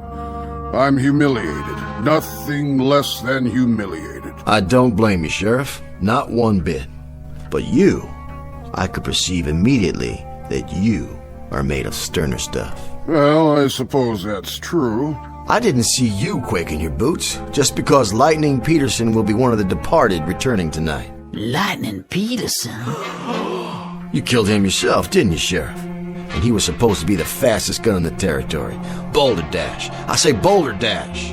Lightning Peterson, indeed. You killed him once, Sheriff, in an honest showdown, and if his internment hasn't taught him anything, you can do it again. Something, Sheriff? You're resurrecting that gunman, along with the rest? It's a mass operation. I see. I see. As a matter of fact, it provides a marvelous opportunity for you to dispel those ugly rumors I've heard. Rumors? That you actually shot Peterson in the back late at night, when he was alone and unarmed, while you had 6 deputies at your side. Hold on. Now, I know you faced up to him in broad daylight, a man of your character, but this will give you a second chance to shoot him down if need be, face to face. Have a seat, Sheriff. You don't look so good. If you really want to know, Mr. Garrity, I don't think Peterson should be resurrected. I think he's, a menace to society. Fact is, Sheriff, judging by that clock on the wall, I'd say he's already on his way down. Personally, I wouldn't mind facing him again, but why go to all the trouble? Trouble? For a man of your skill? Would $500 put him back up there? Lightning Peterson? You do him an injustice, Sheriff. He was quite a lad with a gun, and mighty active at that. A $1,200 job minimum. Sold. Just bring me the bottle, Jensen. Mr. Garrity, are you in there? Ma'am? You happen to see a scrawny little man up there? Kinda gimlet-eyed? Name? Perkins. Ephraim Perkins. A relative? Ex-husband. And no tighter man ever squeezed a silver dollar. Thing of it is, I'm married again. And if the truth be known, I never did care much for Ephraim while he was living, and I don't properly see why I should have to go through it all again. Besides, what would I do with 2 husbands? I can appreciate your dilemma. $100? 5, madam, would be a bit closer to home. Old fella, Uncle Jeb, left me his farm. See, how much would it take to keep him there? Hold on now. One at a time. My father-in-law, big man, asked to be buried with a bullwhip. Just ain't no reason at all why he should come back. Now, I'll have to write these down. My husband, Charles. Mean cuss. Nobody liked him. Had to hire mourners from out of state. Order, please. I'll take your money one at a time. Can you make change? Well, let's see here. Who's next?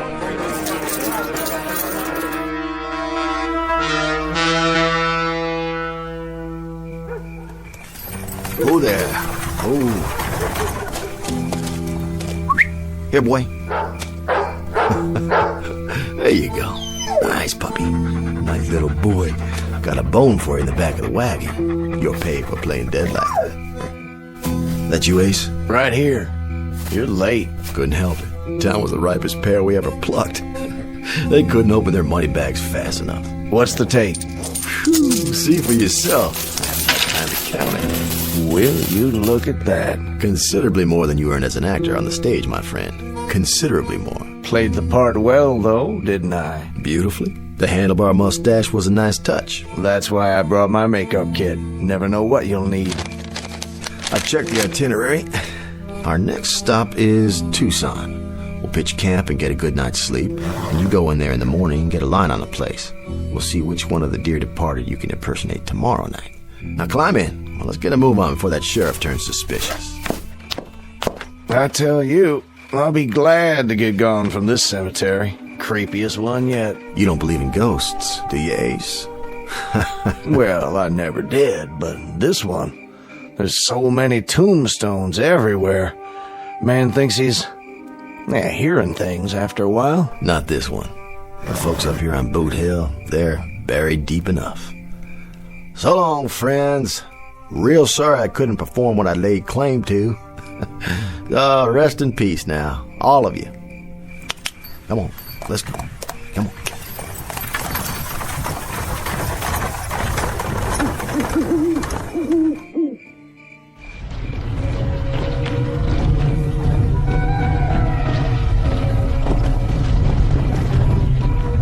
Dirt out of my eyes, will you, John? Sure enough, Evan. Wait, hold on. You got a worm in your nose. You know, the man don't do himself justice. The actor who played you wasn't worth a darn. Terrible mustache. But that there Garrity, he sure can do a job of resurrecting. Sure can. Don't know where he learned them words, but they worked. Didn't they, Lightning? Let's get on to town. We ought to wait for the others to dig out. Don't worry, they'll be along. Besides, I got a lot of drinking to catch up on. There's a yellow skunk of a sheriff I aim to settle a score with.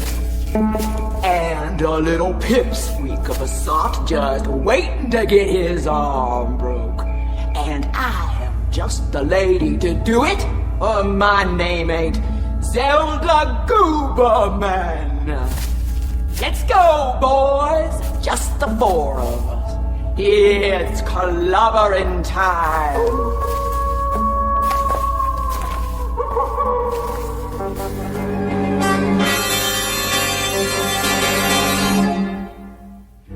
Exit Mr. Jared Garrity, a would-be charlatan, a make-believe con man, and a sad misjudger of his own rather considerable talents. This haunting little fable respectfully submitted from a soon-to-be empty cemetery located atop a dark hillside on one of the more dangerous slopes leading into and out of the Twilight Zone.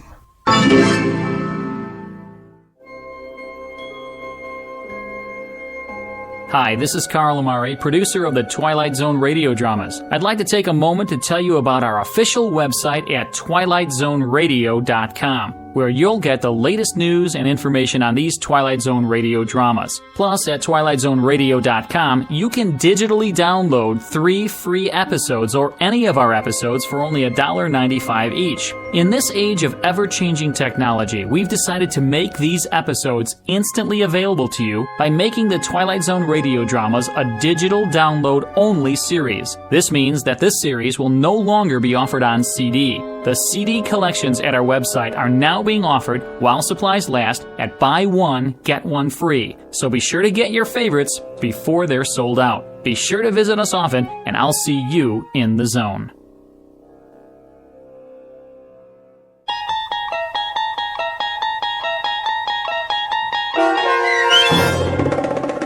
Mr. Garrity and the Graves, starring Chris McDonald with Stacy Keach as your narrator, was adapted for radio by Dennis Etchison and based on a script by Rod Serling. Heard in the cast were Rich Komanek, Doug James, Christian Stolte, Roderick Peoples, Linda Reiter, Michelle Graff, Vince Amari, Roger Walski, and Carl Amari.